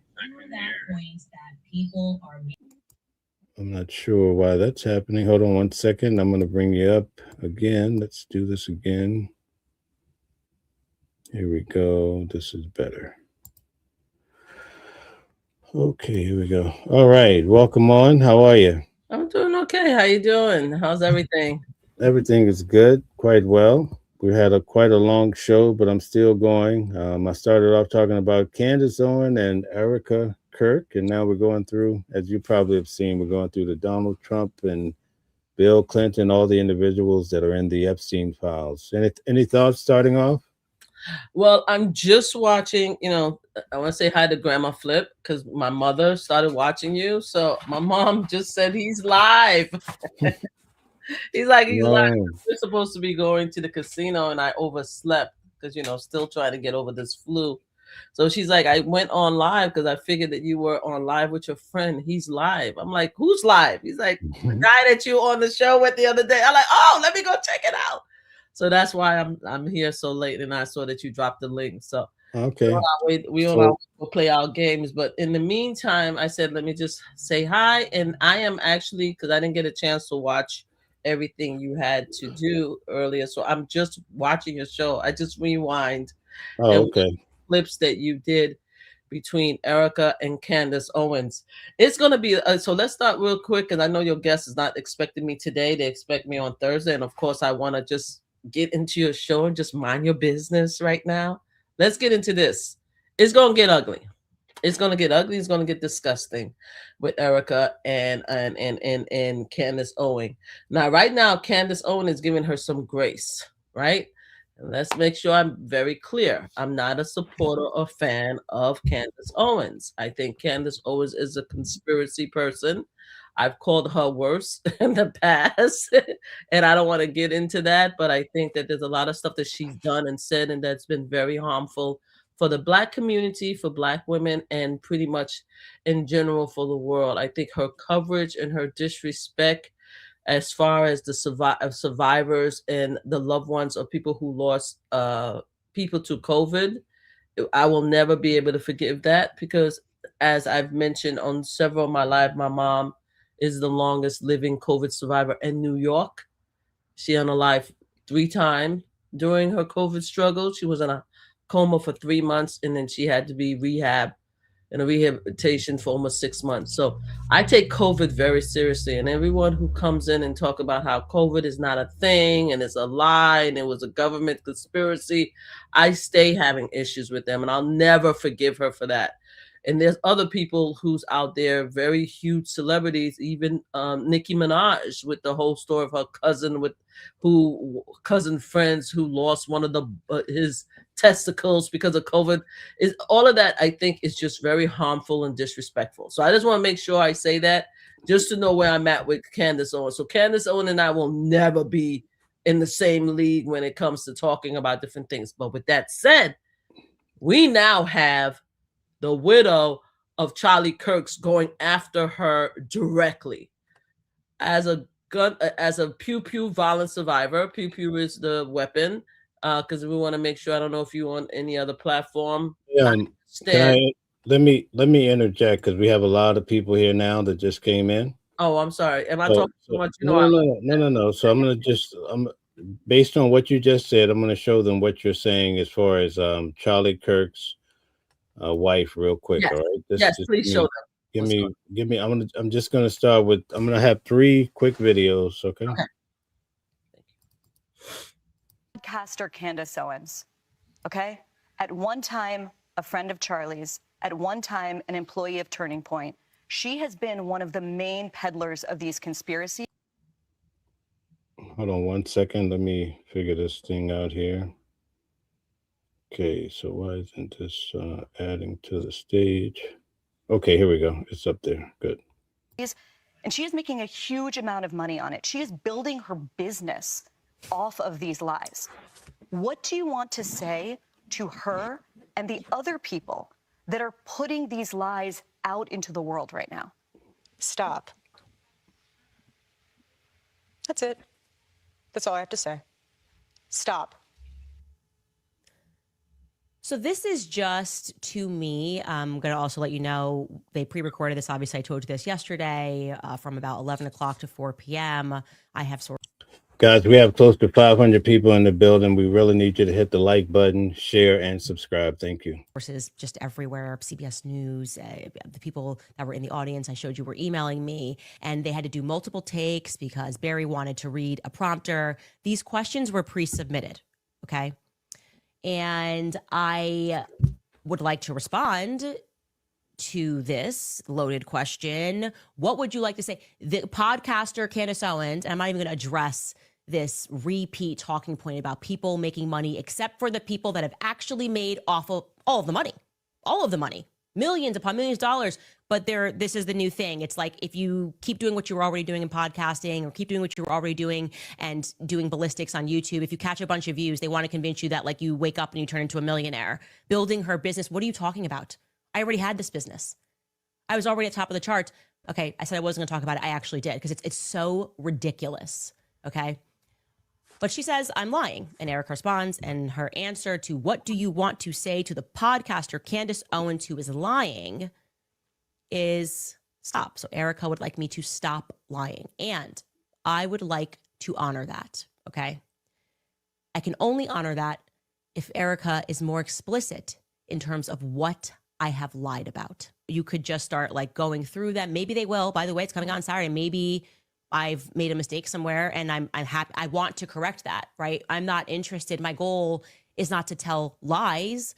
It is obviously plausible that I have made mistakes. I've reviewed these lists that we've put together and I can't find the lie, okay?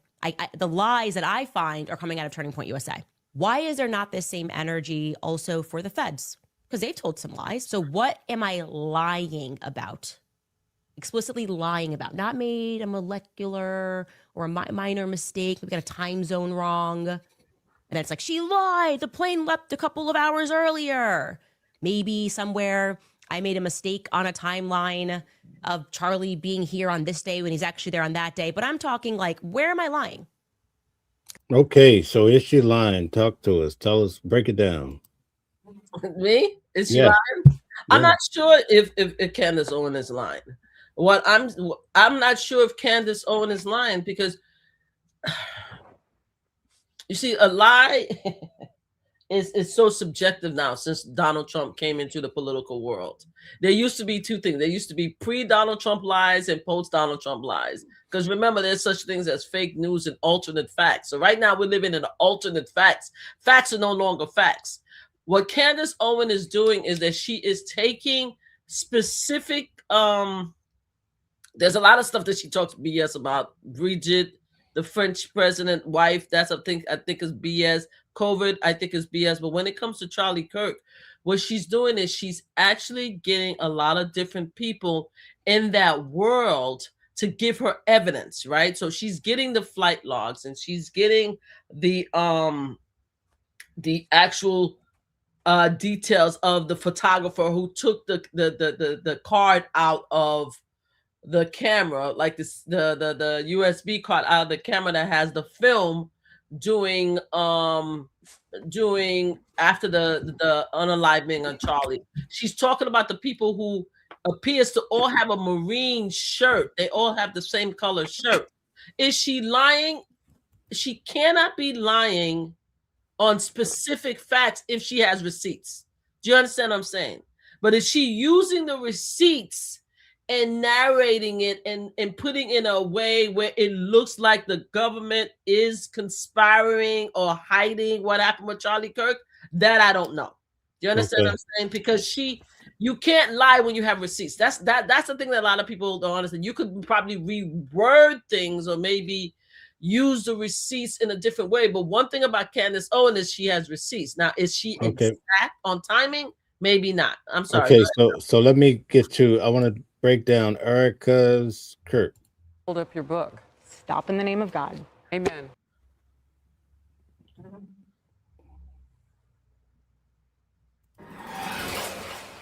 With Erica Kirk sharing her journey with America and the world, we are grateful at Fox to have her here to shine a light on healing as we all miss and mourn the loss of her beloved Charlie Kirk. Not all of her journey has been without, well, hate, conspiracies, and oddly, speculation about where her husband is buried. Now, for the first time, Erica, who's with me now, addresses all of it from the perspective of a grieving widow, a mom, and a battle-tested American. Good to see you again today. Talk to me about this part of the conspiracies that are out there, this disturbing part that people are trying to guess where Charlie is. Can I have one thing? Can I have one thing? Can my children have one thing? Everything was public.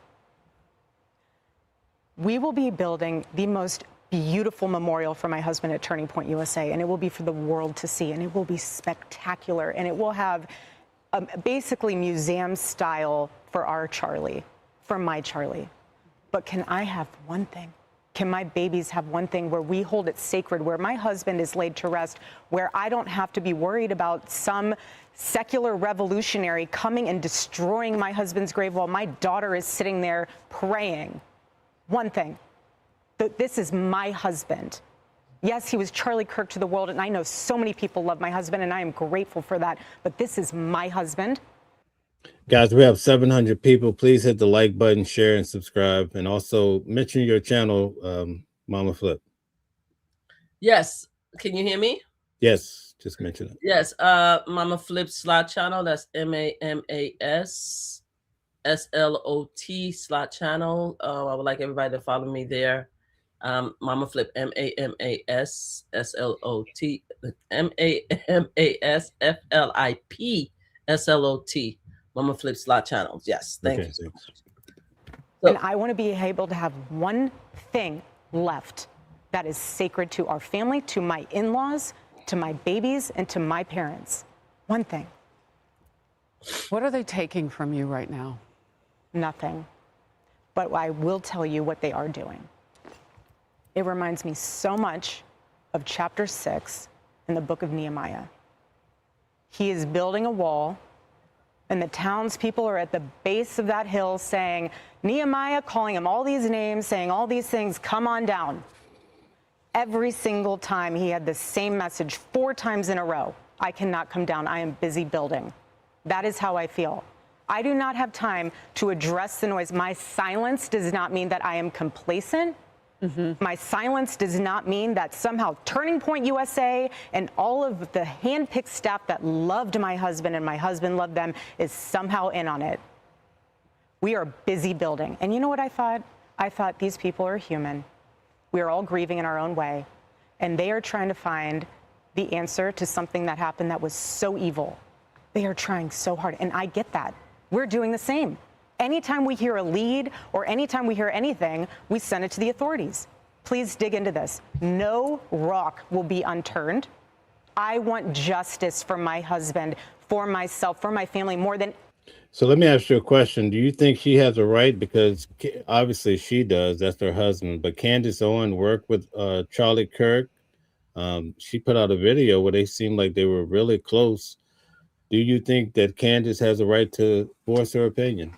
I think Candace has a right to say anything she damn well feels. And, you know, that's the thing that's frustrating me when it comes to the MAGA community. Love you, MAGA brothers and sisters. Peace. I'm not trying to fight with y'all. But when other people have something to say, you have a problem with it. But when we tell you that you shouldn't say negative things in regards to transgender people, and you shouldn't stop teachers from talking about two parents and two moms and two dads and anything controversial, we shouldn't talk about pro rights. Hold on, wait, let me stop you for 1 second. Mm-hmm. Are you saying that you're against males playing sports and female sports? I'm not saying I'm against it. I'm saying I want to know your position. I said my position is that my position when it comes to my position in regards to the transgender people is they have a right to do whatever the hell they want to do. That's my position. Okay. When it comes to that, as simple as I can. I don't want to get into the nuances because there's a lot of little nuances I could get into that could get myself in trouble. But at the end of the day, I believe the general, if you want to know about Mama Flip and how she thinks, a black woman in Brooklyn, everyone has a right to do what the hell they want to do, how they want to do it in their precious life that God has given us throughout this world. If I want to freaking play women's sports or male sports, I'm a former Marine. You know how many times disrespect I had being a Marine, female Marine sharpshooter in the Marine Corps because they felt that I was a woman and I didn't know how to pew M16. I didn't know how to dismantle an M16. I was a sharpshooter, 3 points for being an expert shooter. And I had to prove myself in the Marine Corps, and I'm a female. So everybody has a right to do what the hell they want to do with their life. I'm sorry. Moo Howard says, what a stupid position. You could, whatever position you see, and this is again MAGA support. You see, this is again brothers, sisters of MAGA community. See, this is the difference between MAGA and the rest of the world, the difference between Democrats and the Republican. You understand what I'm saying? And this is exactly what I'm talking about as far as Candace Owens, to bring it back to Candace Owens, right? People don't like what you have to say or how you like to say it, and then they use derogatory terminology to call you stupid and idiot and stuff. This person who put that in doesn't even know who the hell I am, how intelligent, how successful I am, and I am her. I am her. You understand what I'm saying? So I don't spend time with people talking about stupid position. I'm telling you how I feel. You asked me a question. I believe that everyone has a right to live the best life they want to live in the time frame that God gave us. That's including transgender, LGBTQ, MAGA brothers and sisters, Republicans, everybody. We have a right to live our life without being persecuted, without being dragged, lied on, beaten, unalived. Period. I'm sorry. Jason says men do not belong in women's bathroom or sports, period. Transgender people, okay, if we want to have this conversation, considers themselves to be the opposite sex that they were born to. This is why they put in a lot of money, a lot of time in order to change their outward appearance, right? Now, some of them are pre-opt, meaning that they do not remove the genitals. However, they believe that they are the sex that they are born to. Now, should women go into men's bathroom? I have gone into men's bathroom to use the bathroom. When I was in the military, prior to this being an issue, men and women, we went to the same stall, right? That's how it was. When I was in my 20s and 30s and I used to go to clubbing, right? The Doors, you know, that was a club that I used to go to. They used to have one set of bathroom. And I used to go there to the men bathroom because sometimes the women bathroom had a longer lines. I used to go to the men's bathroom to use the men's bathroom. No one bothered me. It was never an issue until they made it an issue. Okay. Now, as a parent, if you feel uncomfortable with taking your young child into a bathroom that is unisex or a men's bathroom, then you have a right as a parent not to do that.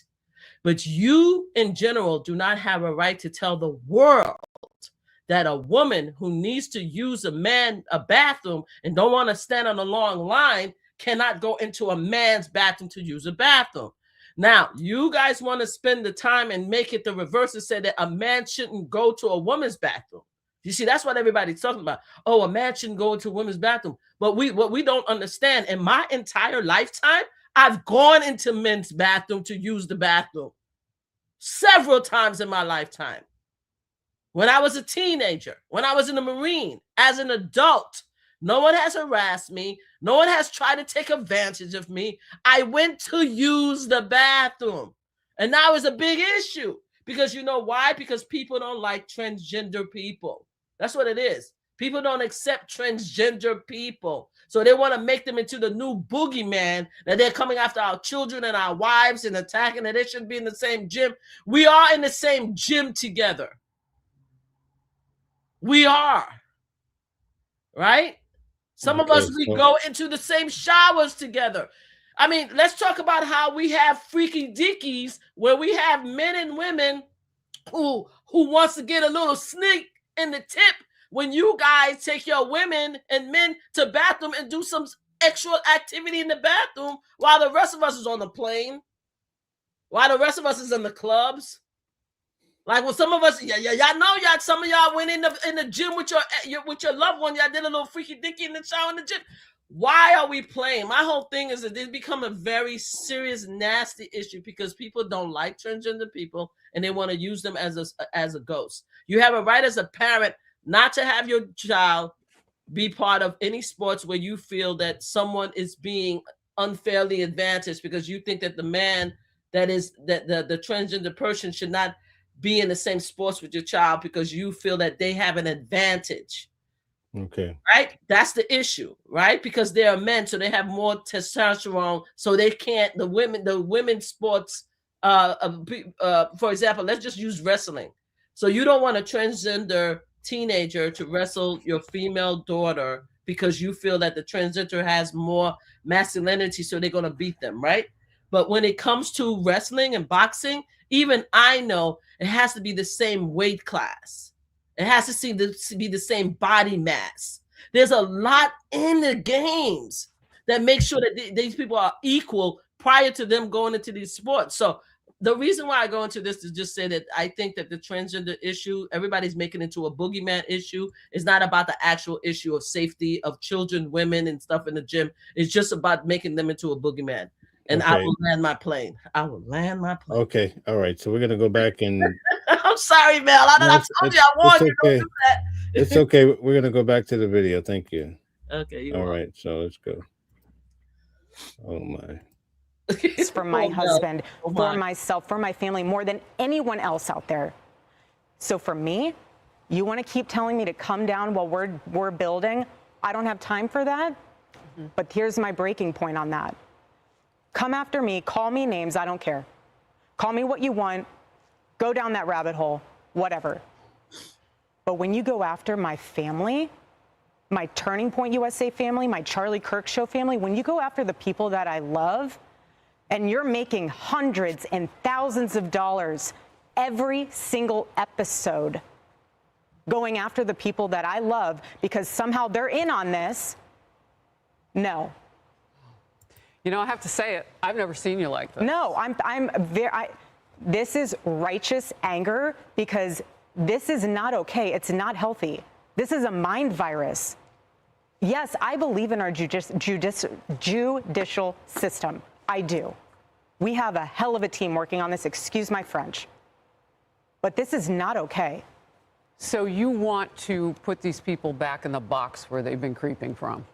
I don't care what box you're in. But just know that your words are very powerful, and we are human.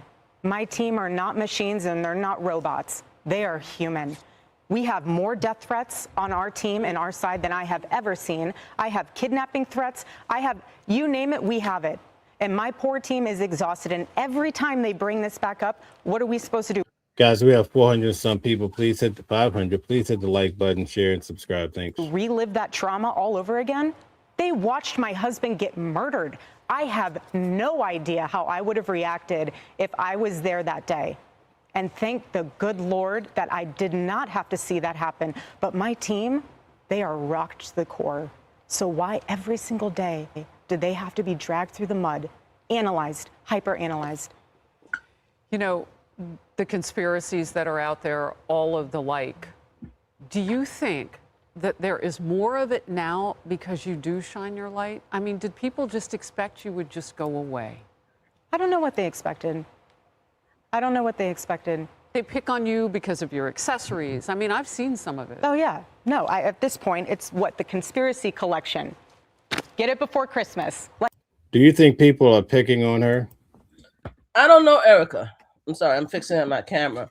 I don't know, Erica, so I don't know if people are picking on her. I mean, I know that the fact is that a lot of people would have, prior to his unalivement, would have picked on her and CK, because CK came across, you know, God rest his soul, and I hope justice is found for him and his family. And I hate to have to talk about her because I'm a fellow survivor, and I try not to talk about other fellow survivors. So, but I know that based on the rhetoric and what he talked about prior to his unalivement, he is going to get picked at, and in him getting picked at, his wife is going to get picked at.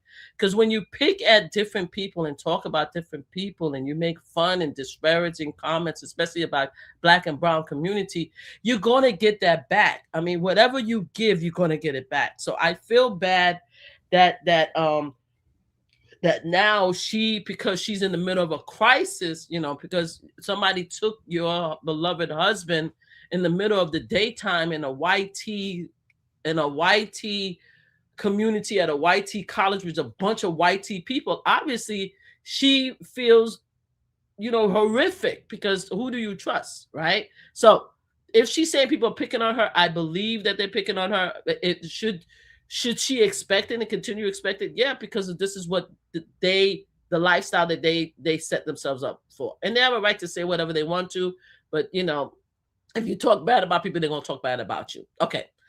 Should it stop because she lost her husband? That would be nice if it stopped. But the thing is, she now, instead of going on to become this amazing widower, because now they're trying to make her into John F. K.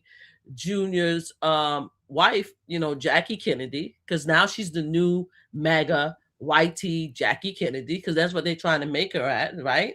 You see, with Jackie Kennedy, she was beloved because she continued to shut her mouth, you know, she mourned her husband, and she continued to do great work to help people. Erica, unfortunately, she has the same personality as Charlie Kirk, and a lot of people pushed back on her because a lot of things she said and done, right? And then she became president of the much hated TPUSA, who a lot of people believe is not only conservative, but a hating group. All right? That's what people believe because of what they've done. They had a lot of very controversial people that created TPUSA. That's including CK. That's including Candace Owens. We all know that Candace Owens is a hater of Black women. Okay? No disrespect, Candace. We heard what you had to say about us. We also know that CK, prior to his unalignment, God rest his soul, also had a lot of things to say.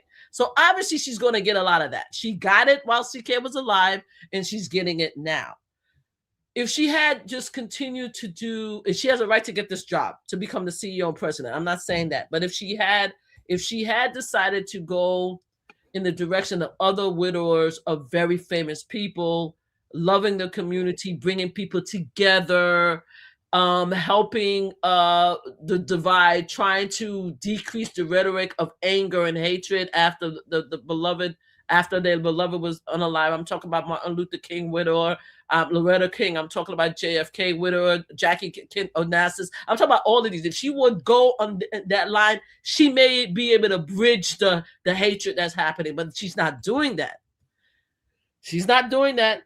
And then what she's doing now is she's going after the one person, and I don't agree with Candace Owens at all. I want to make sure I say that. I say that all the time because I don't want nobody saying that I'm a Candace Owens lover because I'm not. But you're going after the one person after your loved one was unalive that was steady fast and trying to find out the truth.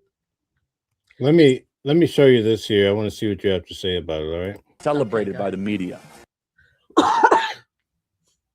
So Joy Reid goes on MSNBC and says that there's something wonderfully poetic about the fact that the first person to criminally prosecute Donald Trump is a black Harvard grad. Go DEI. My DEIs are bringing it home, is what Joy Reid says. Joy Reid is racializing what is happening to Trump. None of us are racializing it. In fact, we think it's completely irrelevant. We're not here to look at the skin color of Fani Willis, Alvin Bragg, Letitia James. But what Joy Reid sees is revenge against the white man. It's not a... It's just the revenge against the white man. I'm sorry, CK. God rest you. CK, God bless you. God rest you. God rest you. God rest you. I don't want to talk about you, boy. I really don't. I already got into enough trouble. We get talking about you. Lord have mercy. Okay, so you can skip it if you want to. I'm gonna say this. I've never heard CK talk prior to his unalivement. I didn't know who he is. I wasn't a follower of his. I don't go in my life to watch against people who hate my own kind of people. I just don't, right? So I didn't know who he was until he unalived. And then that's when I realized that he cared about the Epstein files. And that's how I was able to connect with him. I'm like, oh, at least he cared about the Epstein file. He wanted to release. CK is funny. It was funny as all hell. The hypocrisy and lies that came out of the conservative white tea men. We are not the one that made it into a color thing. They're the one that made it into a color thing. The fact that CK even say DEI shows that he was just race baiting. He and his own kind, God bless him, God rest him, is the one that brought up the DEI issue. He did that and became a big thing with the 2024 election. Prior to the 2016 and 2020, none of them was talking about DEI. They weren't talking about how black folks we just was giving seats in Harvard, and we didn't work very hard for our career, not knowing that black folks is the most hardworking people because we don't get nothing from anybody. Even going to hard, we don't get nothing. We bust our ass. So if you take us out of our regular job, we'll find another job because we worked from the bottom up all the way up to our profession. Right? So they're the one that made the DEI issue, saying that everyone in government, everyone that has the plum jobs and stuff like that, we did not deserve it. So for him to say that Joy Reid, and I'm upset with it. I love me some Joy Reid, but I'm upset because I think that Joy Reid was complacent with the media and helped Kamala Harris lose the race. That's just me. And I also didn't like the way they went after President Biden. So I have my issue with Joy Reid too, and I love her. You know, I'm less mad at her than everybody else. But you understand what I'm saying? The fact that they're saying that we are race baiting the white tea man when it was the reverse. Everything about Trump from the moment he stepped down the escalator where he called Mexican rapists and murderers, it was all about race. It was all about race. So to try to rewrite it now that Donald Trump was being held accountable for his crimes. You see, the thing is, Donald Trump was being held accountable for his crimes. And nobody would have gone after Donald Trump if he didn't run for the biggest office in the United States of America. Because everybody, especially people in New York, know that Donald Trump is a creep. He's a liar. He's a thief. We know this. We live in New York. We heard about Donald Trump our entire lives. Don't get me wrong. Some of us loved him I was one of them when he was part of The Apprentice. A lot of us loved him. We thought that he was the man. He was the playboy. But we also know that he hated against Central Park 6. We also know that he called Haitian people about saying that we brought AIDS into the United States of America. We know who Trump is. You understand? So you cannot just whitewash this man and make him into a saint. You're born again, Jesus. Hold on. I'm so sorry. Brian Cantrell says, has anyone heard of Hunter Biden? Have anybody heard of? But you guys don't care about Hunter Biden now, though, right? Y'all don't care about him. We heard about Hunter Biden, and we know that Hunter Biden also loved to. Let's go with Hunter Biden. We know that he had a big schlong, right? We know that he was a ladies' man, right? We know that there was some videos about him on with unclothes, right? We know that he took rugs, right? We know a lot of things about Hunter Biden. We also know that Hunter Biden almost unalived in a car with and he saw his mom and his sister unalive before in his youth. We know that his brother was in the car with him when his mom and his sister were unalived, and they both were in the hospital for many, many months recovering. We know that his beloved brother that he survived with when his mom and his daughter was unalive in the car ended up unaliving as a result of the big C. We know that Hunter Biden had a lot of issues. We didn't lie about that. We know who he is. You guys, and MAGA brothers and sisters, love you guys, no disrespect. Y'all lying about Donald Trump.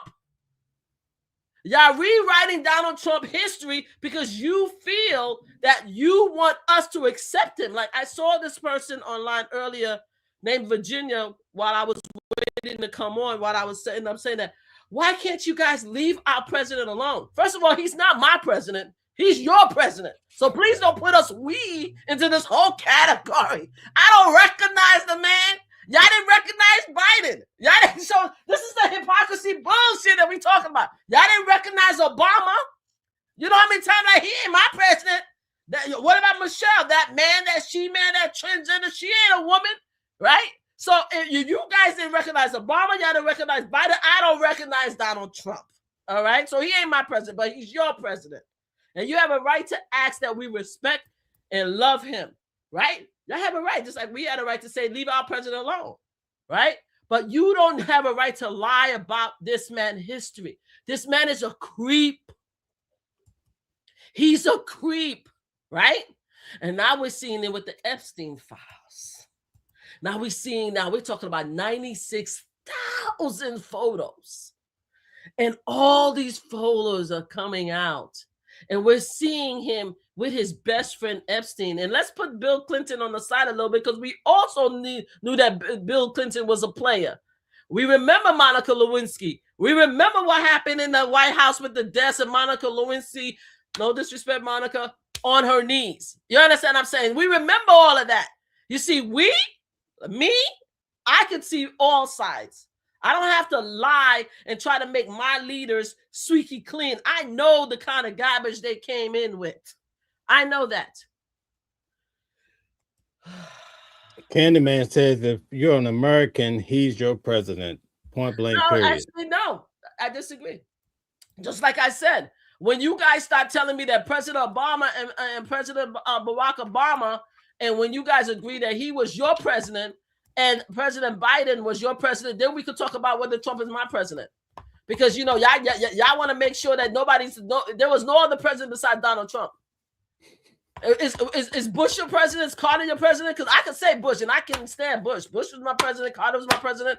I can name even Nixon, and I can't stand Nixon. I can say that Nixon was my president because nobody had a problem with saying who was our president of the United States until Donald Trump came into office. Prior than that, everyone had a general agreement. Whoever won that office was the president of the United States. MAGA is the one that started this whole bullshit, excuse my language, when Barack Obama came president, started talking about that black man ain't my president. You know how many times I heard that BS? So now I can say the same thing about theirs. Go ahead. All right, we got to get back to Charlie Kirk. I'm sorry. All right, it's okay. Shock because Joy Reid racializes everything in American life. This is, of course, the downfall of the entire republic. Listen for yourself. Play cut 71. There is something wonderfully poetic about the fact that despite the fact that even if convicted, he's not going to go to prison, the first person to actually criminally prosecute Donald Trump is a black Harvard grad, the very kind of person that his former staff, the people who worked for him, Stephen Miller, et cetera, want to never be at Harvard Law School. But he was. And he came out and graduated. He's prosecuting you, Donald. And a black woman is doing that same exact thing in Georgia. And a black woman forced you to pay a $175 million fine that's out now also in question because the people who put it up, that might not be legit. Donald Trump is being held to account by the very multicultural, multiracial democracy that he's trying to dismantle. And for me, there's something poetic and actually wonderful about that. It says something good about our country that we're still capable of having that happen. Go DEI. My DEIs are bringing it home on today.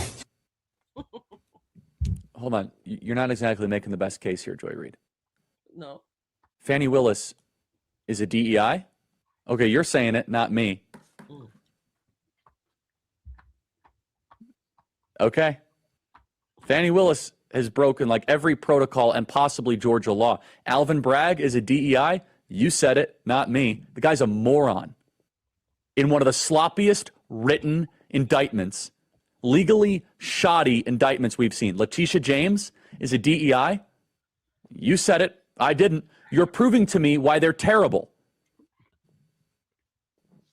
You read their indictments. First of all, the first indictment was filled with typos. I don't look at race, but you're bringing up race here and you're saying, well, these DEIs are doing. If DEI means hyper-partisan, bitter, looks at the world through racialized lens to get whitey, and they're not very smart, you're making the argument, Joy Reid. They have racialized and weaponized the justice system. That's not something to be celebrated. But you're calling them DEI. And it kind of proves the point. They're not very bright. They are not qualified, but they're angry. So this is the reason why a lot of people of color did not like Charlie Kirk. Do you think that he makes a solid point, though? Yeah, Charlie Kirk was funny. You know, God rest you. I'm going to continue to say God rest you. Charlie Kirk is funny. You know why Charlie Kirk is funny? Because everybody he named, unfortunately, the Fannie Willis case got dropped because of partisan, because Donald Trump won the current seat in the White House, so they will use that in order to drop the case against him. Wait a minute. You don't think it's because of the love boat? I think they used the love boat as an excuse, but I don't think if he did not win the presidency, then the case would have continued. Yeah, but she hired a guy, right? The guy that she was dating prior to this case. You understand? They were dating, they were friends, and then they continued during the case. But she knew the guy before the case. So it's not as if she decided she's going to hire a black man and go to sleep with him because she wanted to go after Donald Trump. That's not how it worked. They were two people who knew each other for many years. They became friends. They worked together very close. They got into a relationship during the case. And then after that, they decided to say that the case was tainted because she was dating this guy. That's how it was. It's not that she went to this guy and said, oh, you know something? You hate Donald Trump, and I want to give you a piece of something because you hate Donald Trump, and you're going to help me drag Donald Trump down. That's not what happened. But that's what they made it into. That's what they made it into when it came to Fannie Willis. Okay, because they're trying to say that she was dating a guy, and then she fed him this case, and then fed him some money, and the money was used on her to go on vacation. Well, that's what they're trying to say. So what happened was that Fannie Willis know this guy, and I forgot what is his name anyway? The guy that she was dating. I can't remember his name. They were dating. They knew each other. They were friends for many years. They were part of the community. And then after that, they started working very hard on this case and they started dating. And once they started dating, now they continued on the case and they used the fact that they were dating as a reason to say that the case was tainted. That's what happened. So it's not as if all of a sudden she went and she picked out one random black guy and say, oh, you hate Donald Trump. I hate Donald Trump. So what I'm going to do is I'm going to not only give you money, but I'm also going to give you a piece of something in order for us to be together so we could go after Donald Trump. Okay, so Mashonda hits the nail on the head. She says, no, she was having an affair with him and hired him for an excessive amount. Shout out to you, Mashonda. She was, but I think we're saying the same thing. I said that she met the man, right? She met him. They started dating, right? They both were part of the same case. And they used the fact that they were dating each other as a reason to question her case. That's what I'm saying. I don't think that she decided that because she hated Donald Trump and she met him and they had a conversation, do you hate Donald Trump as much as I hate Donald Trump? So why don't we get together? I'll give you a piece of something. I'll give you some money so that we can both go after Donald Trump. That's what I'm saying. That's what everybody said in order to get the case was dropped. And that's not what happened. But do you think that case could have shut Trump down from becoming president? Do you think that was a key case? I thought it was a key case because it proved that Donald Trump was trying to I think everything he did as far as Georgia, as far as Giuliani, as far as the election case, I think they did it. So it was a great case. It was a great case. But the thing is, nobody cared about the case. They only cared about her relationship, right? They didn't care about the case because he was the candidate. If he wasn't the candidate, and if MAGA brothers and sisters and half of the independents did not vote for him, then we would still be able to continue the case. We may not be able to continue the case with Fannie Willis because they got rid of her. Because the thing is, they had to get rid of her in order to get the case dropped. But they may have been able to replace her with someone else equally competent, and we would have found out what happened and what really happened with the Georgia election. But they won because the case was dropped. His name was Nathan Wade, by the way. Nathan Wade. Thank you for looking it up because my laptop is over there. So Nathan Wade. So either way, they won. Congratulations. The case was dropped. They brought somebody else in and they dropped the case. We will one day find out what actually really happened with Georgia and the Georgia case because everything's going to come to light. You know what you conservative MAGA love to say? Everything comes to light. Jesus Christ will give us the answer one day. So I hope to be alive so we can find out what really happened with Donald Trump in this case. Because I think the case would have been a good case. It would have been a good study. I think Donald Trump would have been able to be found guilty. And all of those people who was aligned, who signed the alternative ballot and stuff like that to go against President Biden at the time. Can you say one good thing about Donald Trump? No. Not one? I liked him in The Apprentice. Other than that, yeah, no, I can't say right now. I can't say not one good thing about Donald Trump right now. I loved him at The Apprentice. I thought he did an amazing job as The Apprentice. I thought I was a fan. As the kids say, I was a fan. But now, not one itty bitty tiny from his makeup to his clothes to his dance to his current first lady. I can't say one good thing about Donald Trump right now. One thing I was looking forward to, and I'm still waiting for, is his changing the regulations as far as us keeping our because I'm a slot channel, right? So I love the fact that he was saying that we don't have to pay taxes on our hand pays.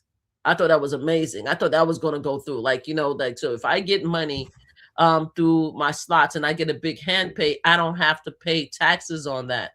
But then he removed the when he gave it to us in one hand and he took it away from another, because prior to this conversation we could have used 100% of our casino expenses, right, as far as to use it to offset any of our when we pay taxes. So you used to be able to use 100% of your wins, right, to offset any tax liability. Now he decreased it to 90%. So even though he was giving in one hand, he was taking away from another. So that I was looking forward to that. I was looking forward to him increase. Not that we can't pay taxes. I'm sorry. Instead of paying taxes on $1,200, he was going to increase it to $2,000 or something like that. Wow. I was looking forward to that. I was like, okay, if he did that, I would have been like, yo, oh boy, gave us some money back as a content creator. Tom says your mindset is dangerous. He won popular and electoral college. Yeah, he did.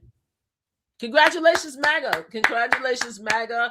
Congratulations to the independents. Congratulations to our Latino brothers and sisters. Congratulations to that, because y'all did that. Y'all put him in office. Congratulations. Y'all did that. And Congratulations, he's in office again. Y'all put him back in. What do you want me to say about that? How is my mind dangerous? He not only did he win the electoral, he won the populace. And the reason why he won the populace because everybody was so hating on Kamala Harris.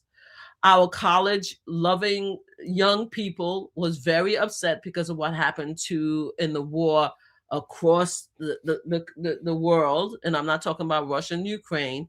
They were very upset about that. And they were determined for Kamala Harris not to win the election. Also, there was a lot of, America is not ready for not only a woman president, but they're not ready for a Black woman president. So yes, he won. Congratulations to you guys. Y'all did that. He's in office. Congratulations. Tom says, do you not like the no tax on tips, brokering a deal to release Israeli hostages, Trump's $1,000 account for newborns? So let's go back. The taxes. Did the no tax on tip, has that been implemented yet? Because there's a lot of people that I know in the actual industry. Prime example is we just went through the casino Bally's and we played for 5 days at the casino. We were talking to our actual I don't know if they want to call server. I don't want to say waitress, but we was talking to a Haitian descent waitress that was there. And according to my understanding, when I go back to Bally's, I'm going to ask her, according to my understanding, she still has to pay taxes. She still has to pay taxes. In fact, she was telling a story to us because I was actually surprised because I thought the whole no tax tip was in play. So my mom and I was talking to her and she was like, we get tips. So apparently this is how she says it works. They get tips, whether the tip comes in the credit card statement, right? Or whether they get the tip on the table. Because normally we like to give them cash tips. So that we in our mind thinking that if we give them cash tips, they keep the tip to themselves and it doesn't get impacted like it would if you put the tip on the credit card statement. So we were talking to her and I guess my mother was asking her because it's like sister, they were speaking in Creole and stuff. And they were excited to see a fellow Haitian. So they were talking. So she was asking about the tip. Like, what were the best things do you want us to put on the table? And she's like, it doesn't matter. And my mother was like, what do you mean it doesn't matter? She said, they assume that when we serve you guys, that you automatically going to give us a tip anyway. So they take it off the top. And we're like, excuse me? I said, that doesn't make sense. What are you talking about? We say, what if you don't get a tip? She said, it doesn't matter. She said, as long as we're serving, because I guess the receipt talks about recommend tips. So it's automatically, they already consider that all the servers, whether they're getting cash or on the credit card, they are getting tips. So it's automatically taking out on the taxes. That's what Schultz says it begins in 2026. Oh, talk to me when it begins. Thank you so much. Thank you so much. When it begins and it happens, then talk to me. Until now, it's not on the table yet. But call me. Let's have this conversation when it begins. But as of now, he still did not do it. Now, what was the other thing they asked me for? As far as what? It was the tip, and there was another thing that he said. Yeah, I'm not too sure. I'm gonna have to switch gears because we're running out of time. It's been over 2.5 hours, so I'd like to bring this down. But we both attended Luigi Mangione's case. I just want to ask you, what are your thoughts about the case so far?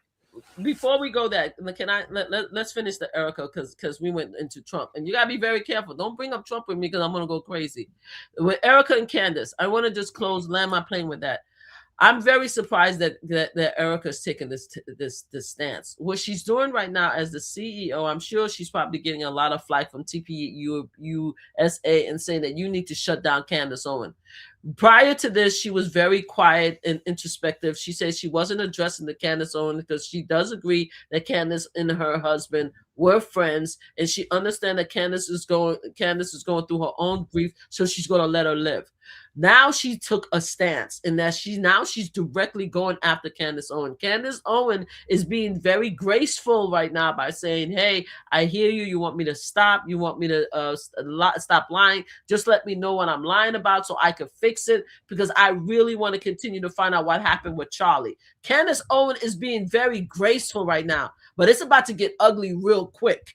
right? So Erica and Candace battle, World War X battle is going to be nasty. And knowing Candace Owen, she's going to bring out some serious tea about Erica. So anything that Charlie has ever told Candace Owen about his wife is about to come out if Erica does not leave Candace Owens alone. And I land my plane. Luigi, the case was great. Did you come on Friday? Because I didn't see you. Yeah, I was there. All right. We have, hold on one second. I'm going to try to pull this off. Let me see.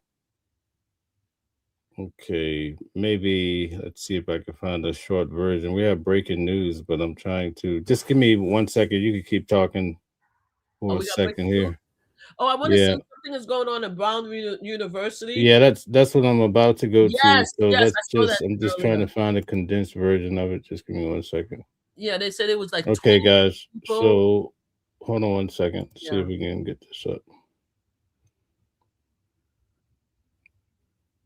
Okay, let's see here. Let's remove Charlie.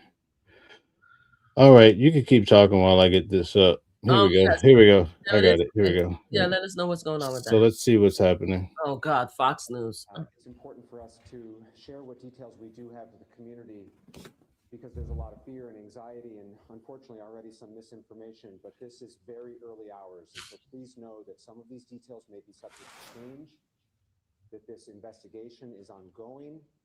We will be as transparent as we can in the hours to come and we'll provide regular updates, but we're going to share what we do know at this time. But please bear with us as we know sometimes these details shift as the investigation progresses.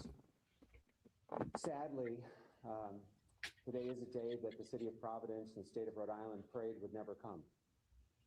We've heard about horrific acts of gun violence and active shooter situations in other places, but not here. But this afternoon at 4 o'clock in the afternoon, we received a call. 4:05 was when the initial call came in to Brown University of a report of an active shooter.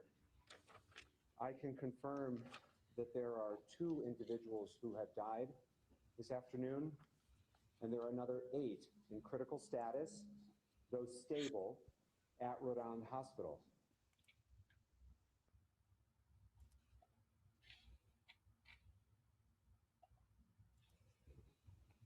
Okay, guys, give me 1 second. I'm going to try to re-add this so that we can have sound. I'm not sure why the sound isn't working, but give me 1 second. We're going to try it again. Give me 1 second here. In effect, do you guys hear the sound now? The area. If you live on or near Brown's campus, we are encouraging you to stay home and stay inside. If you're not home at this time, we would encourage you not to return to your homes until shelter in place has been lifted. We will make regular updates through all City of Providence official social media channels. That's where you can find out more information about the shelter in place, if it changes, when it's lifted. I want to commend the heroic work the Providence Police Department, the Brown Police Department, Providence Fire Department, and the many agencies who provided mutual aid today. Brown Police responded first and then were quickly assisted by Providence Police, who fearlessly and courageously entered and worked through the building, and we'll hear from them in a minute. Providence Fire responded quickly as well and transported several of the victims. The fire department was assisted with mutual aid from across the state of Rhode Island. And as I think we know our community to be, our neighbors have really stepped up in a big way today.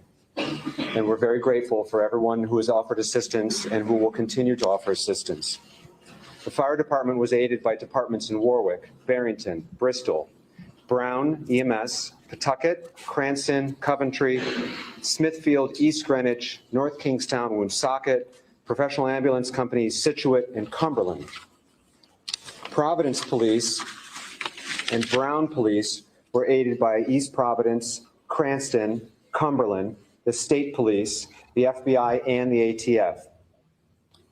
Brown, Providence, and the FBI are currently in close coordination as they seek to find the shooter or shooters. The shooting took place at the Barris and Holly building. which is a Brown University engineering and physics building. The building contains both classrooms and lab space. We'll hear from the provost in a minute with some additional updates from Brown. There will be a family reunification center that Brown will be setting up effective at 7 o'clock. Please stay tuned for updates on where that will be. We are encouraging anyone who was a witness to today's action to please contact the police as the investigation is ongoing and they may have critical information. At this time, I'd like to introduce the governor of the state of Rhode Island, who was quick to call and offer assistance and has been in touch with our law enforcement, had the state police respond quickly, and has been a great partner to the city of Providence on this sad day. Governor McKee. Okay, Mayor. Yeah, so the unthinkable has happened. And I've been in touch, as the mayor said, to make sure that all the resources that we have, whether it's the EMA, our state police, Department of Health, which we've been in contact with as well, are responding in a way that is being helpful as possible. We've been in contact with the White House as well. Our office has been in contact with the White House. So we will bring all our resources to the table. I've been in touch with Governor Healy as well as other governors who have experienced the same tragedy. So our thoughts go out to those who have been impacted by this in any way, and we'll continue to provide the assistance to the authorities here in Providence, as well as statewide, and continue to make sure that we are doing everything we can to help the families that are, that are suffering right now. Thank you, Governor.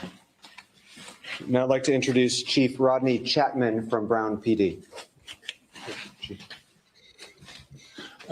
My name is Rodney Chapman. I'm Vice President for Brown University, Vice President of Public Safety and Emergency Management, and that serves as Chief of Police as well.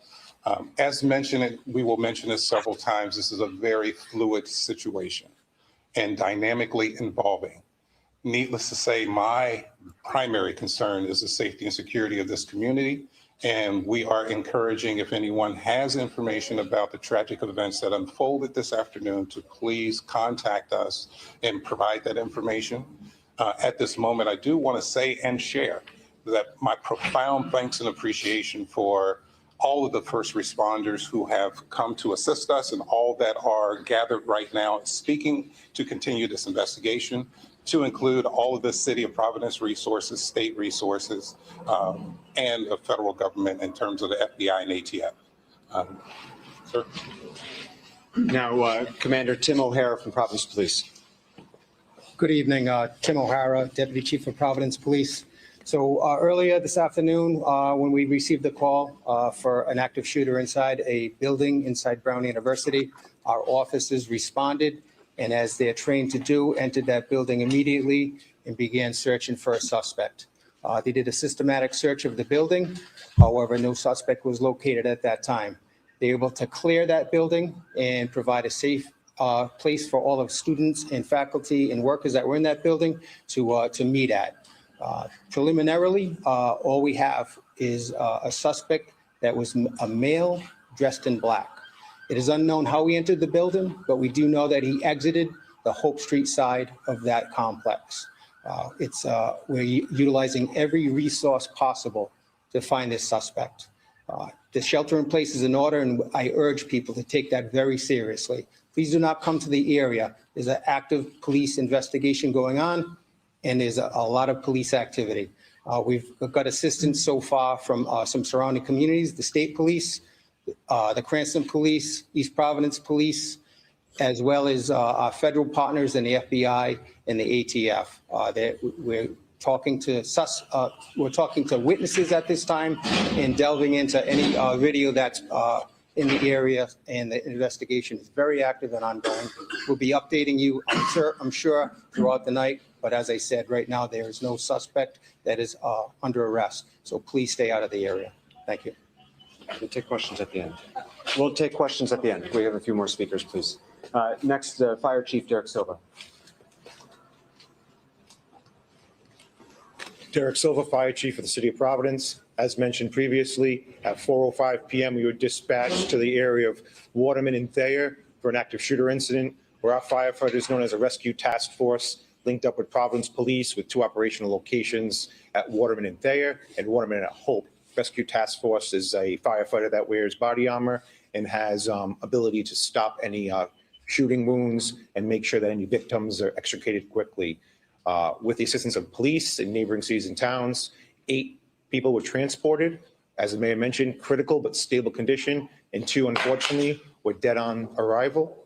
We have a total of 10 victims, but as I caution everyone, this is a developing incident, and we are still actively searching the buildings along with Providence Police to make sure that everyone has gone home safe and that there are no one else that needs our assistance. Thank you. Thank you, Chief. And then last, we'll hear from the Provost of Brown University, Frank Doyle. Thank you, Mayor. I'm Frank Doyle, Provost at Brown University. I want to reiterate, this is an evolving situation, as you've heard multiple times. Our first priority is the safety of our academic community, the campus community, and coordinating closely with law enforcement and medical services. In the meantime, we continue to direct our community to shelter in place in the greater vicinity of the campus. We are working immediately to determine who was in the building at the time of the shooting and any impacts in the shooting. We do know that there were final exams taking place in the building between 2 and 5 p.m. We can confirm that support services are on site. We have been and continue to be very grateful to law enforcement and emergency medical personnel. We have relocated students to get support services at a secure location and will be providing more details. We continue to remain extremely grateful to local law enforcement for their ongoing support. We're committed to keeping our community informed, supporting our students and families, as well as the affected faculty and staff. Thank you. So before we take questions, I just want to implore the greater Providence community. We are a week and a half away from Christmas, and 2 people died today and another 8 are in the hospital. So please pray for those families.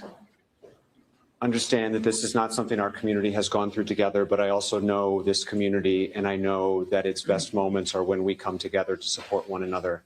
It's going to be a difficult rest of the day, difficult weeks and months ahead as this community heals. And each and every one of us can play a small role in that, in supporting one's neighbor and offering that support and their prayers for everyone involved. At this point, we'll be happy to take questions Mayor, as we know them. what can you tell us about the victims, including whether they were all Brown University students? We cannot disclose any details about the victims at this time, whether they were students or not, or any other details. We will make those details available when they become available. We expect to be providing regular updates throughout the evening and in the days to come, and this is too early to be able to provide those details. Was there any advance warning that something like this might be happening? The first we learned about today was the 911 call that came in, but we had no other, I don't think, we had no other notice or threat indicators or anything like that. Please, Kate. Mayor, do you know exactly when Brown University did put out that someone was in custody? How long was that misinformation out for, and how was that determination made and then retracted? There was an individual who was preliminarily thought to be involved and was later determined to have no involvement. And that's why we can confirm that at this time there is nobody in custody. The length of that investigation or interrogation of that individual, I don't know. Mayor, has a weapon been recovered? Commander? No weapons have been recovered. Do you know what weapon was used? We just know that it was a firearm. What type of firearm, we're unaware of. There are Brown University police armed. Yes, we are. Commander, do you need a pass to get into that building, or could someone just get in off the street? I'm unaware of how the security of that building works. Most of our buildings after hours are card swiped, but since there was a final exam, there was probably a lot of traffic in and out of that building. And where did it happen in the building? Did this take place inside where the exam was going on? We're still verifying everything. So we look at everything right now as all part of the crime scene. Were the So we're victims checking. found like in a hallway, or were they in a classroom? We're unable to share that at this time. Commander, can you say if there have been any confirmed shots fired since the 405 shots? There was a call that came over for shots fired in the area of Governor Street, but that was unconfirmed and unfounded. So as far as we know, the gunman has not been seen since around the 4 o'clock hour That's correct. The last time that we know that he's been seen was when somebody saw him leaving the building on the Hope Street side of the building. Is he around college age, or do you have any? I don't have any more information about his description. Commander, could you repeat how the individual exited the building? He exited the doors at the Hope Street side of the building. Do police have any video footage of the suspect at this point? We're working on that right now. We're working along with FBI on tracking down video from that area. What resources are being used other than video at this point to try to locate the suspect? Forensic evidence, we're using witness evidence, and just we're looking for video mostly right now because we'd like to get an image out as quickly as we can of the suspect. Now, having been about close to 3 hours now, are you in contact with other law enforcement? Now we're talking a large perimeter at this juncture. Who else is involved in this?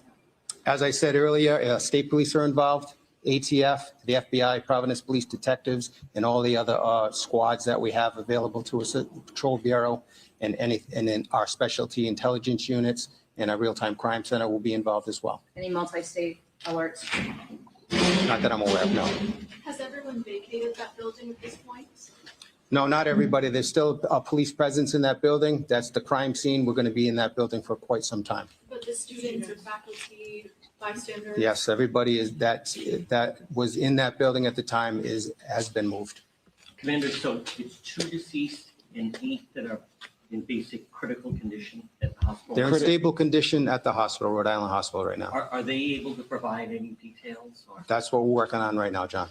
In terms of when that suspect was last seen, leaving the building on Hope Street, is that eyewitness account? Did police see him leave? Was there any interaction with police with that suspect? No interaction with that suspect with police. That was from eyewitness account.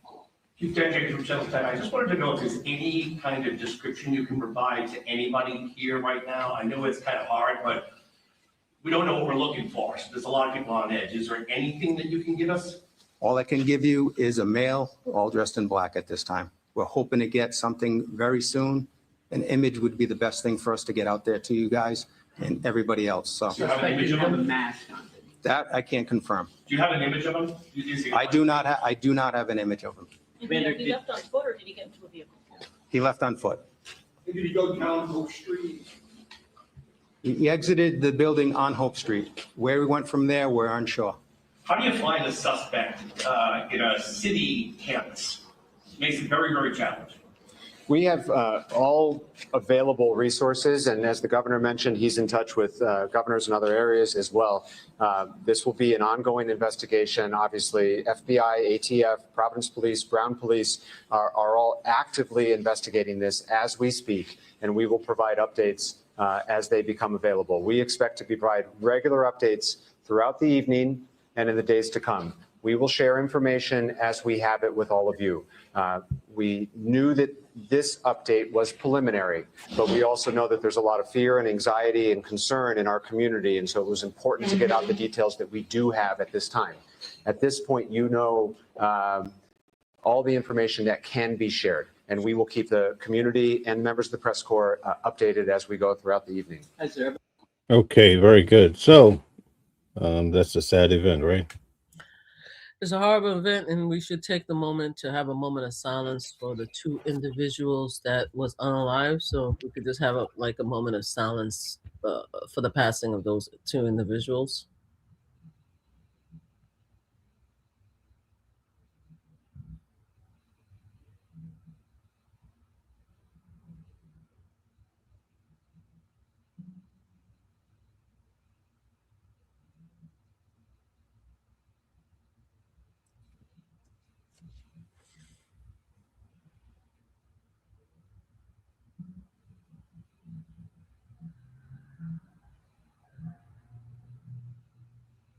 So yeah, we should always have a moment of silence. So yes, it's a tragic event. I think we talked about it on one of our shows before when it comes to these mass shootings. These mass shootings always happen more prominently during the holidays. It always happens during the holidays. And now that the fact that Christmas is here, and especially that our young people are now going on Christmas holidays, this is when a lot of these lone shooters come out because they want to make a name of themselves, right? They want to make a name of themselves, so they decide to do these shootings. A lot of them also take the characteristic of past mass shootings, right? So as you can see, it says it looked like it's so far from the preliminary, they say it's a single male dressed in black. If you look at all the historic mass shootings, you will find most of the perpetrators hold the same type of characteristic, the same description of clothes. More likely, they probably had a bulletproof vest just in case if he get countered. I think the fact that this person, and I'm reading it, and I'm just reading some of the story, was inside the school, it's a possibility that it was a fellow student, right? Or someone young enough to look at as a student. Most likely they came in there just based on my initial review. It's possibly they came in there with the weapon in their bag and they took it out and they started doing what they did. Because it doesn't, I don't see anything in which they're saying that that he came through the doorway with the weapon. And sometimes that's what happened, because when you see somebody walking in to the school with a weapon, they get resistance unless they don't have security in the front, which I would be very surprised at, that they don't have security in the front to prevent somebody coming in with a weapon. But anyway, there's a lot more to be found. I do believe that they know more than we know right now. I think they do have an idea who the suspect is and which way the suspect went. But I just don't think that they're willing to say it at this time, because they are now looking at all the films. It would be almost impossible for me to think that they don't know which way the perp went, right? But they don't want to say anything because the perp is at large. And as a result of the perp being at large, the perp is most likely watching all coverage of what's happening right now. So they don't want the perp to know how much information they know about him. Most likely it's a him, because it's very rare it's a female that actually does this act. So they don't want him to know that they're watching. They know who he is. So this is why right now they're not saying the information that they have. So it's a sad situation. I've been doing this work of gun violence prevention, pew violence prevention for over 10 years. So it's horrible. And they do it during the holidays. That's what people have to understand. They look forward to doing it during the holidays. My condolences to my fellow survivors.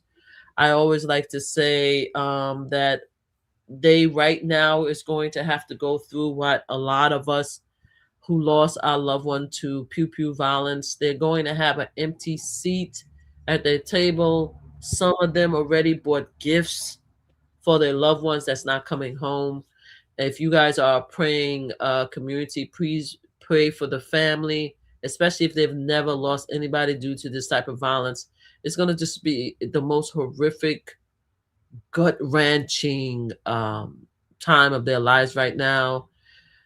If they have only, because we don't know who unalive, so we don't know if it's an only son or only daughter, but if they have one child, that child was taken away from them. I think it happened today. They're gonna have to live through that pain and horror. And I could tell you, they are now going to live in a new reality. They're gonna have the reality of prior to today and after today, and it's gonna be just horrific, especially during the holidays. Holidays will never be the same again.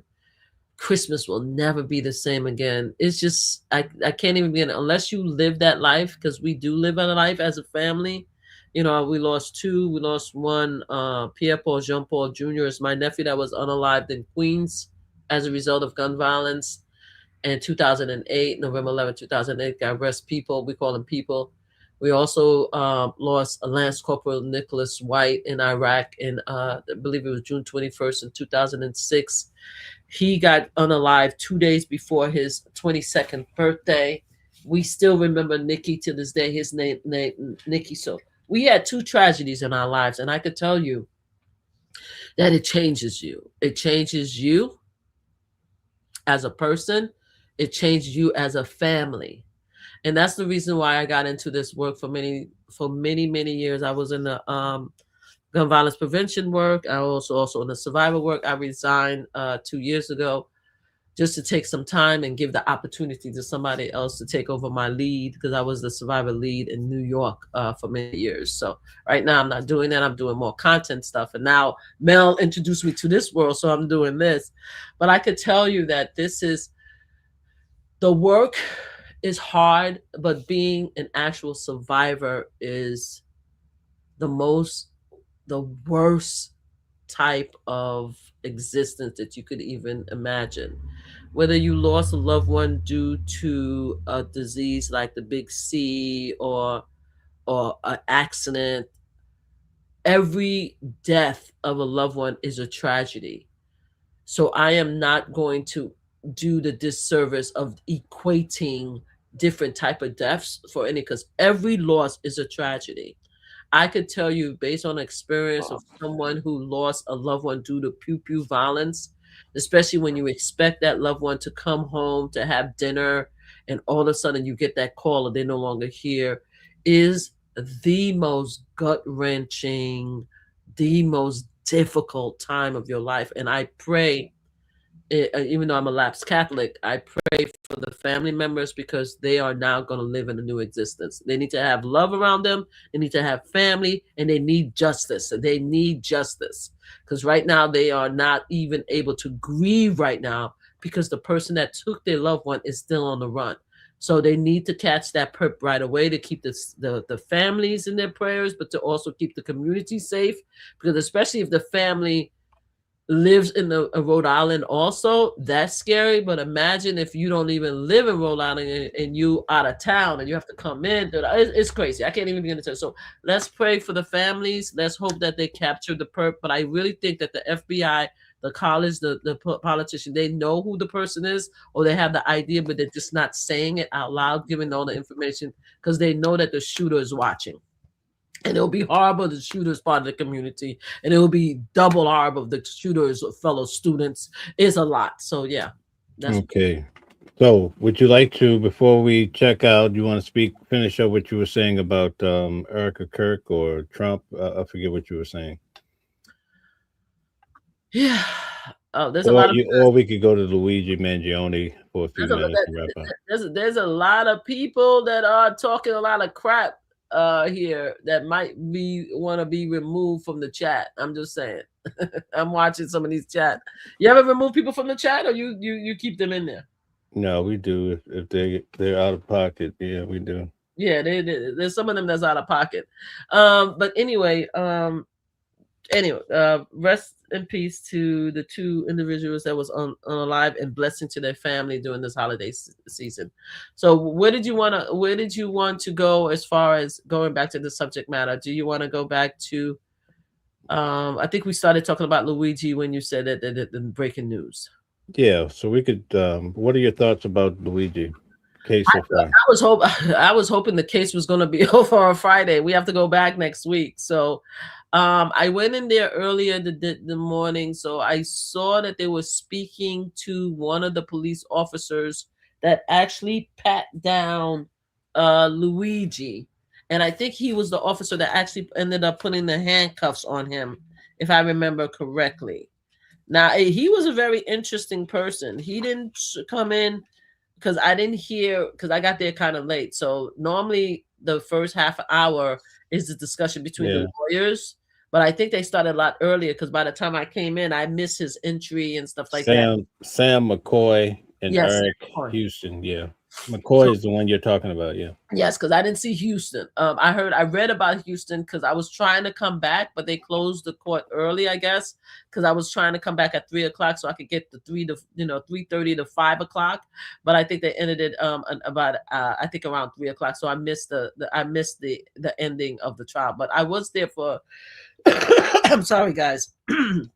I was there for McCoy. McCoy didn't talk about Fox News, and he didn't talk about that's where he saw him. He actually said that when he got there, he wasn't sure who they had because he wasn't 100% sure that Luigi was Luigi because he never really saw his picture prior to the case. If what I'm hearing is correct, because again, I came in late. So I thought that was interesting because he just showed up just to show up, I'm guessing.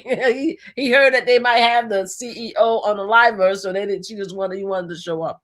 So he came in there and he was pretty much, he was just explaining exactly what happened. I actually like McCoy better than the rest of them because I think McCoy was pretty much honest. Like McCoy was like, one of the statements he says that I don't know why everybody showed up at McDonald's. I can't say that. I know I was there to do a job. I like that. Okay, because he didn't try to make it an excuse like, oh, everybody came because they took their own initiative to come and because they were concerned about the safety of the fellow officers. He did give us, some BS at the end, but overall, I kind of like his take and stuff like that. He did say that he frisked Luigi another time, even though Luigi was already frisked, which I don't understand. But he said he did frisk him again. He didn't have an excuse of why he frisked him. He was like, well, he was there and he had several layers on. So I just wanted to pat him down again to make sure we didn't miss anything. So he didn't try to make an excuse as far as, oh my God, I feared for my safety. So I felt that I had to frisk him again, even though 2 other officers frisked him before. He just seemed like a regular guy answering the questions. And then when the prosecutor, because I was there, when the defense actually crossed him, he seemed to agree with a lot of what the defense was saying, was like, well, Luigi bag wasn't close by, was it? No, it wasn't. You moved his bag away from him, right? Yes, we didn't move the bag. So you didn't feel that he was going to use his feet. I tell you, I love Jacob. Jacob said that you didn't have a fear that he was going to use his feet because you had him handcuffed to grab the bag in order to get inside the bag to give something to hurt you guys, did you? He's like, no, I did not feel that I was in harm's way at that particular time. So I felt very happy with his answer. Until the prosecutor came back to cross-examine after the cross-examination. The prosecutor was like, well, even though you just told us just now, you just told the defense just a minute ago, that you didn't fear Luigi, but you do know there's a possibility that it could go left, right? And that's when he started giving us the bull BS. You are absolutely right. Even though at that moment, I didn't fear him because we had other fellow officers and then he was patted down and I patted down. You never know in these cases. Because I've been in situations when even though if we have somebody cuffs with their hand behind their back, they could come and they could attack us and they could just change the environment and it could be dangerous for all of us. I'm like, yo, you were doing so good. You were doing so good, and then you fell into this bullshit. So the whole thing was, the examination was very interesting. I kind of like the last officer. I didn't think he was trying to play big time hero. He wasn't trying to lie necessarily. So I kind of like McCoy. But it's still the whole same thing. The whole thing is they're trying to save this case because they know that they were wrong.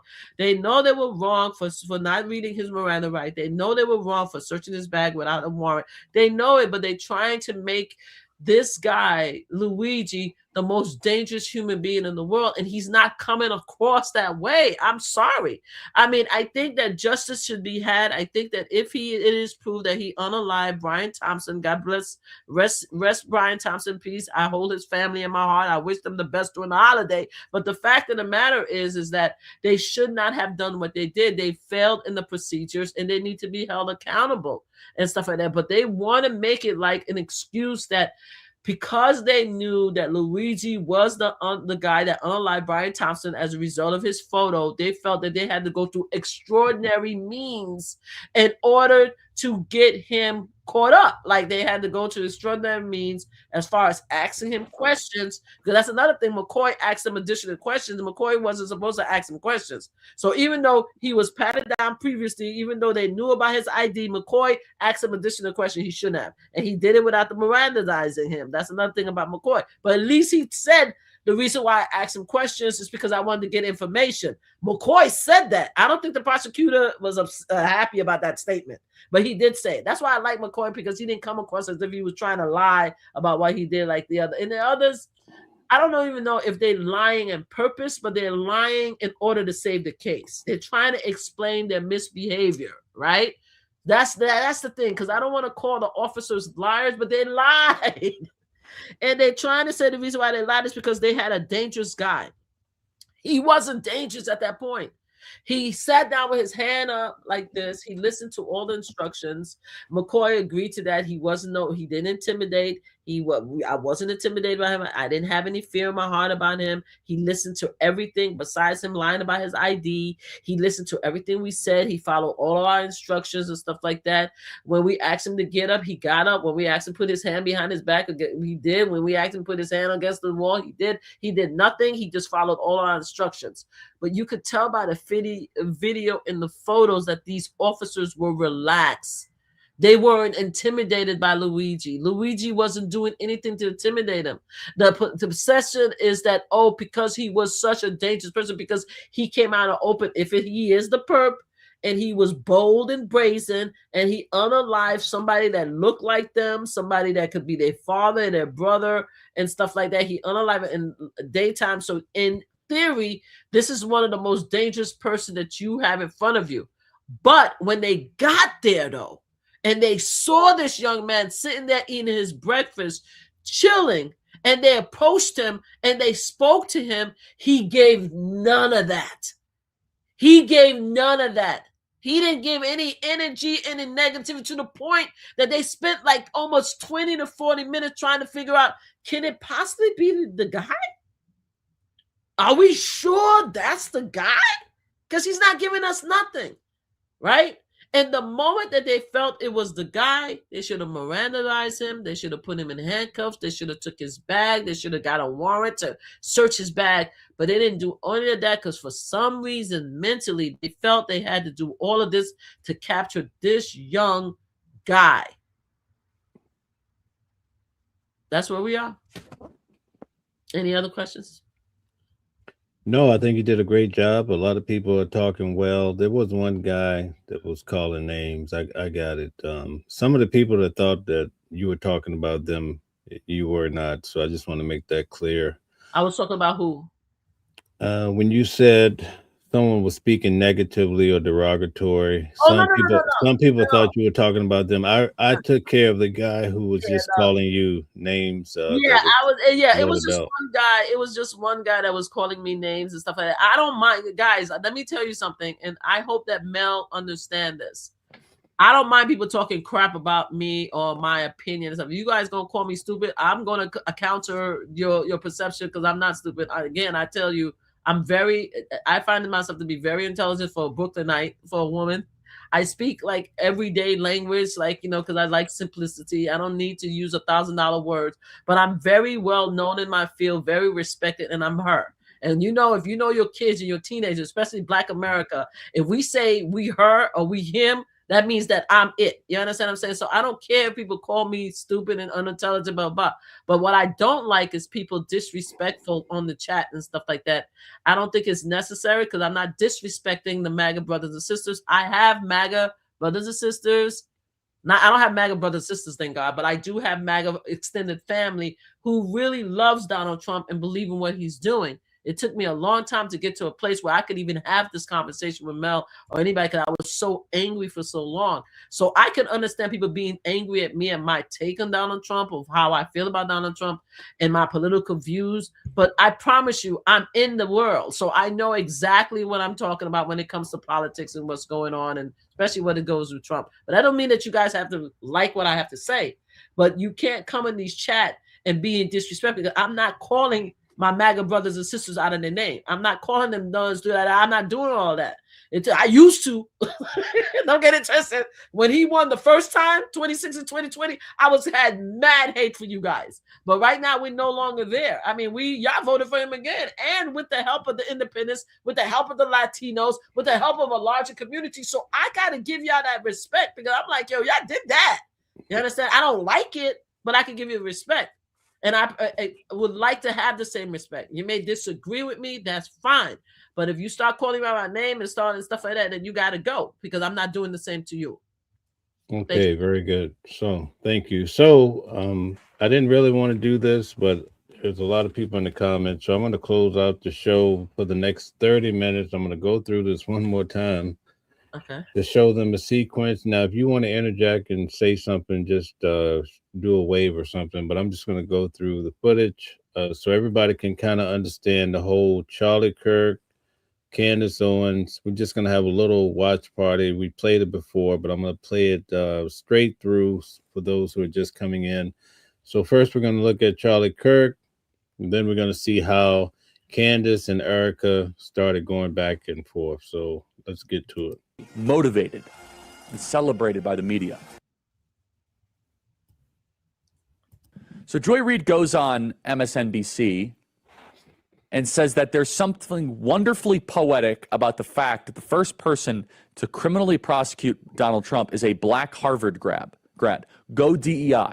My DEIs are bringing it home, is what Joy Reid says. Joy Reid is racializing what is happening to Trump. None of us are racializing it. In fact, we think it's completely irrelevant. We're not here to... Hey guys, I'd like to ask you to hit the like button, share, and subscribe, and also go check out Mamas with an S Flip Slots. Check out her channel. It's awesome. You're gonna love it. Look at the skin color of Fani Willis, Alvin Bragg, Letitia James. But what Joy Reid sees is revenge against the white man. It's not a shock because Joy Reid racializes everything in American life. This is, of course, the downfall of the entire republic. Listen for yourself. Play cut 71. There is something wonderfully poetic about the fact that despite the fact that even if convicted, he's not going to go to prison, the first person to actually criminally prosecute Donald Trump is a black Harvard grad, the very kind of person that his former staff, the people who worked for him, Stephen Miller, et cetera, want to never be at Harvard Law School. But he was. And he came out and graduated. He's prosecuting you, Donald. And a black woman is doing that same exact thing in Georgia. And a black woman forced you to pay a $175 million fine that's out now also in question because the people who put it up, that might not be legit. Donald Trump is being held to account by the very multicultural, multiracial democracy that he's trying to dismantle. And for me, there's something poetic and actually wonderful about that. It says something good about our country that we're still capable of having that happen. Go DEI. My DEIs are bringing it home on today. Hold on. You're not exactly making the best case here, Joy Reid. Fani Willis is a DEI? Okay, you're saying it, not me. Okay. Fani Willis has broken like every protocol and possibly Georgia law. Alvin Bragg is a DEI. You said it, not me. The guy's a moron. In one of the sloppiest written indictments, legally shoddy indictments we've seen. Letitia James is a DEI. You said it. I didn't. You're proving to me why they're So this video is one of the reasons why a lot of people of color do not like Charlie Kirk, because they feel like he was speaking negatively about people of color. Terrible. It's true. It's true. You read their indictment. Go ahead. No, I was just saying it's true he was, but let's continue. I'm getting dressed because I'm supposed to be out of here. And my mother said that she doesn't want to go to the casino anymore. No. Let's continue because I'm dressing while we're doing this. So I'm about to get out of here soon, but let's continue because I told her give me another 2 minutes. Okay. First of all, the first indictment was filled with typos. I don't look at race, but you're bringing up race here and you're saying, well, these DEIs are doing. If DEI means hyper-partisan, bitter, looks at the world through racialized lens to get whitey, and they're not very smart, you're making the argument, Joy Reid. They have racialized and weaponized the justice system. That's not something to be celebrated. But you're calling them DEI. And it kind of proves the point. They're not very bright. They are not qualified, but they're angry, motivated, and celebrated by the media. Okay, so I you get a chance to understand I- Charlie Kirk's position on, people of color and so forth. Were you saying something? Yes, I was about to say, give me 1 second. I'm about to put the camera, but I was about to say, I hate to disrespect the dead. But the funny thing about him is that he tries to use Joy Reid sarcasm against her, and it failed miserably. The reason why she was using the DEI statement is because they were saying that all Black people are DEI. It didn't have to. I don't know whether Tish James actually was given a scholarship. I don't know if Alan Bragg was given a scholarship when he went to Harvard. I don't know because I didn't look that deep. But because she was using DEI, because DEI represent all Black folks of intelligence who has a high position. That's what MAGA was saying. Any Black person who excelled to the highest office or the highest field is a DEI. So she was being sarcastic when she used DEI, but he tried to use it against her. The funny thing as far as calling these very impressive Black people idiots is the fact that these very impressive Black people got Donald Trump guilty on every case they went after him. Period. That's what it is. So he was mad about that. So he was using Joy Reid, and the fact that he's talking about how Joy Reid was race baiting, they was race baiting, because the whole DEI situation is based on race. Is the fact that they felt, a lot of people, and I'm gonna take it away from Charlie because he's no longer here, but a lot of people in his crew feel that Black people are not as intelligent, as successful as they are to get the job that they're getting. They feel they are haters of Black people who is very intelligent and very successful. They think they deserve the job because they are white, right? And there's no way that Black people could excel over them. That's what it is. And that's what became this whole big thing when it came to Donald Trump and his success in the white community, because Donald Trump gives voice to their insecurities of the intelligence and brilliance of Black people. Donald Trump makes them think that Black people are taking something that is rightly theirs, and it's wrong, because Black folks, like I always say, we work the hardest out of anybody. There's a lot of white people and I have a lot of white tea friends and families, and I hate to say it because people's like, oh, white people say that you have a lot of Black friends to change the narrative. I do. I love my people, especially former Marine. Most of my people in the Marine Corps are white tea people, and I know the excellence of the white tea man and the white tea women. But we don't have to talk about the excellence of the white tea man and white tea women, because you guys believe that you were born with it. You see, but we as Black people, we had to work for it. Do you understand what I'm saying? We had to struggle because our color and the way we look in our hair make you guys think that we are less than. So we always had to work harder than the next person. The white tea people, we already know they're going to be successful because of their lights, their color, because their eyes, because of their hair, right? They had the advantage. The rest of us didn't. So whenever you see a Black person like myself that is successful in our career and intelligence, is intimidation for some people. And they're like, oh, we're making it into a race thing. When we never made it into a race thing. We were always fighting against the racism against us. You understand? So Charlie Kirk was about some BS. God rest his soul. Peace. May you rest in peace. May we get justice for your unalivement. But he was about some bullshit when it came to that. Okay, so that's it. Sorry. All right.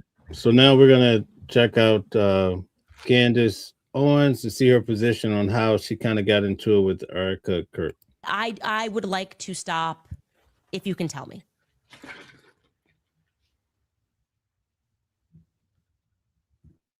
The podcaster Candace Owens, okay? At one time, a friend of Charlie's, at one time, an employee of Turning Point.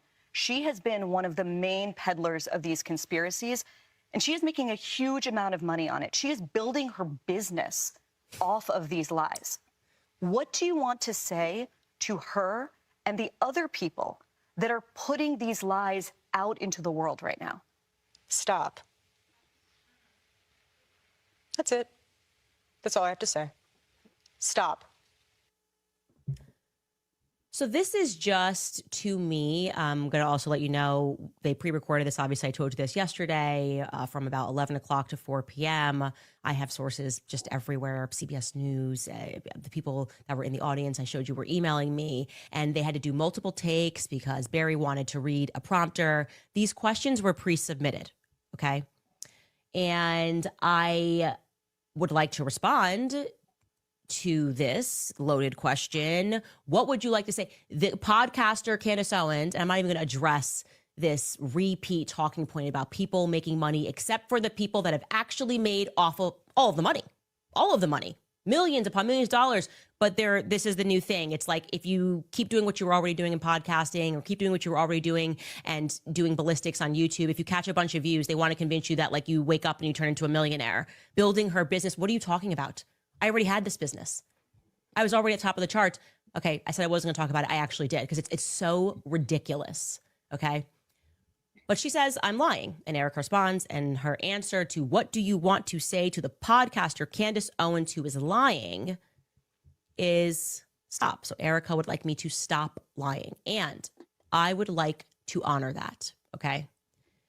I can only honor that if Erica is more explicit in terms of what I have lied about. You could just start like going through them. Maybe they will. By the way, it's coming out on Saturday. Maybe I've made a mistake somewhere and I'm happy. I want to correct that, right? I'm not interested. My goal is not to tell lies.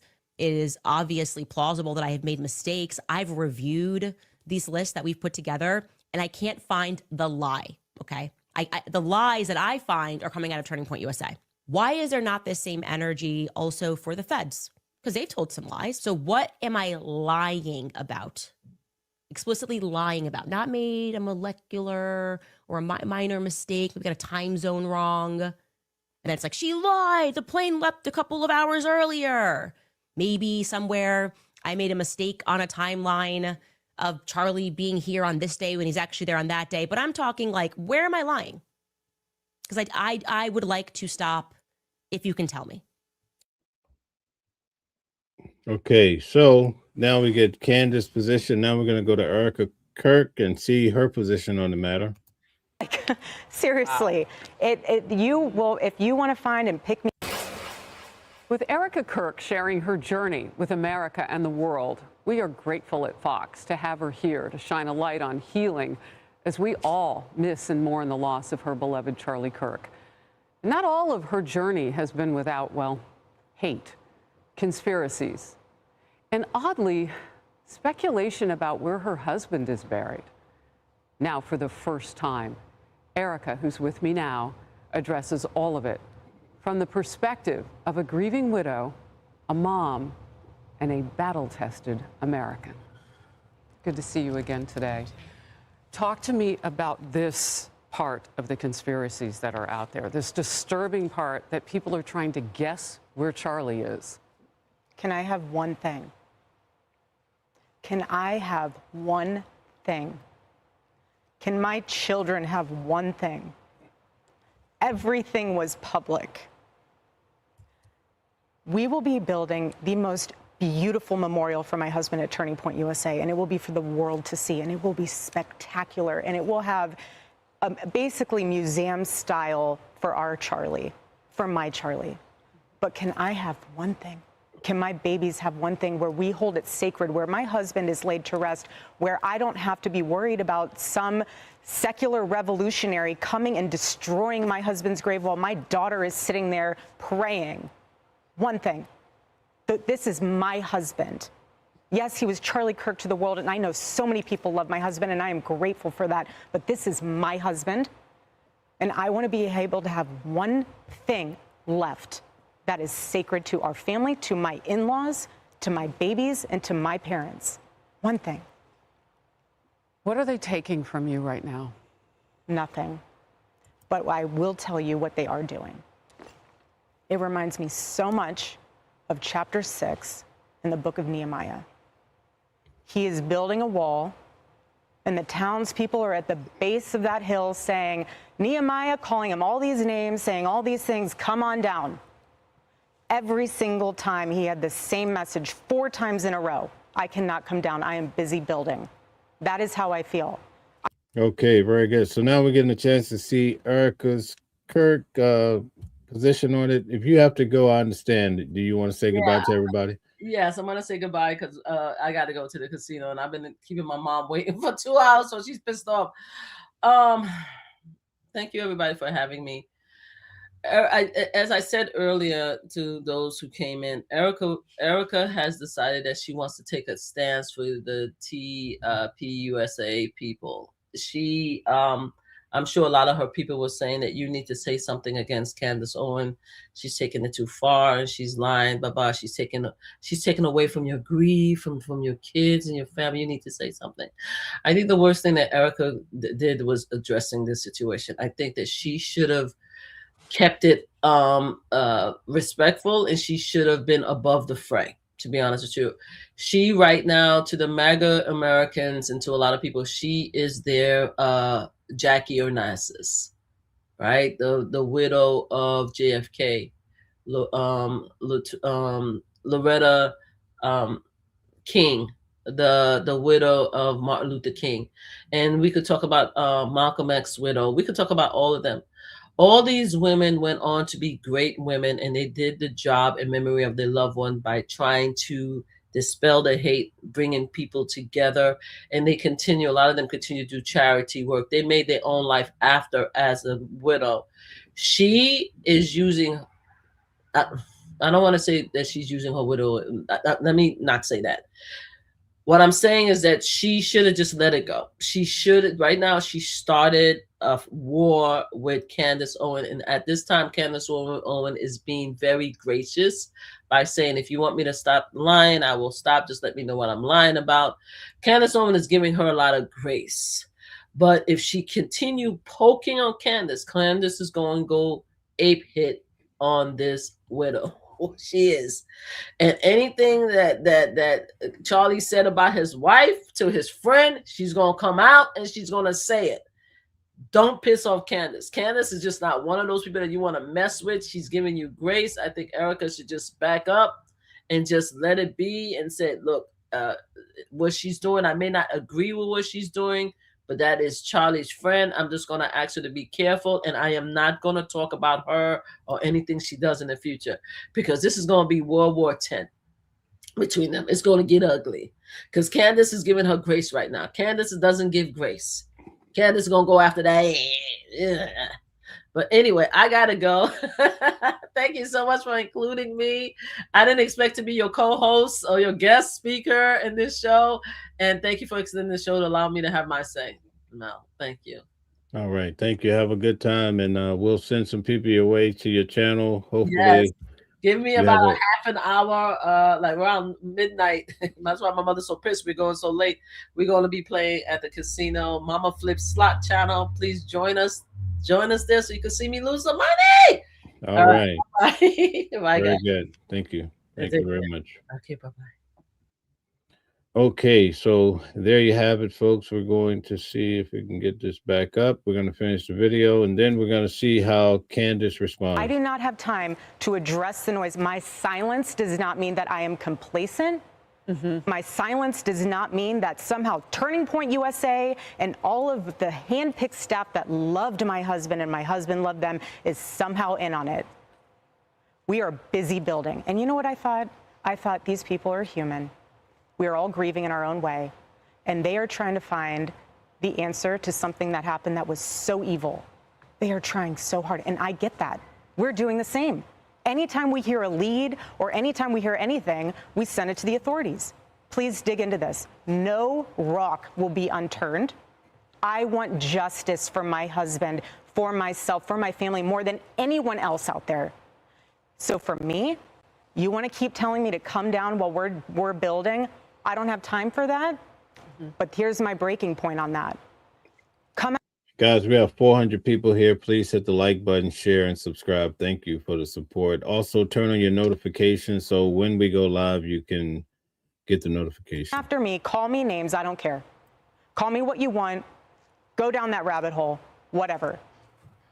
But when you go after my family, my Turning Point USA family, my Charlie Kirk Show family, when you go after the people that I love, and you're making hundreds and thousands of dollars every single episode going after the people that I love because somehow they're in on this. No. You know, I have to say it. I've never seen you like this. No, this is righteous anger because this is not okay. It's not healthy. This is a mind virus. Yes, I believe in our judicial system. I do. We have a hell of a team working on this. Excuse my French. But this is not okay. So you want to put these people back in the box where they've been creeping from? I don't care what box you're in. But just know that your words are very powerful and we are human. My team are not machines and they're not robots. They are human. We have more death threats on our team and our side than I have ever seen. I have kidnapping threats.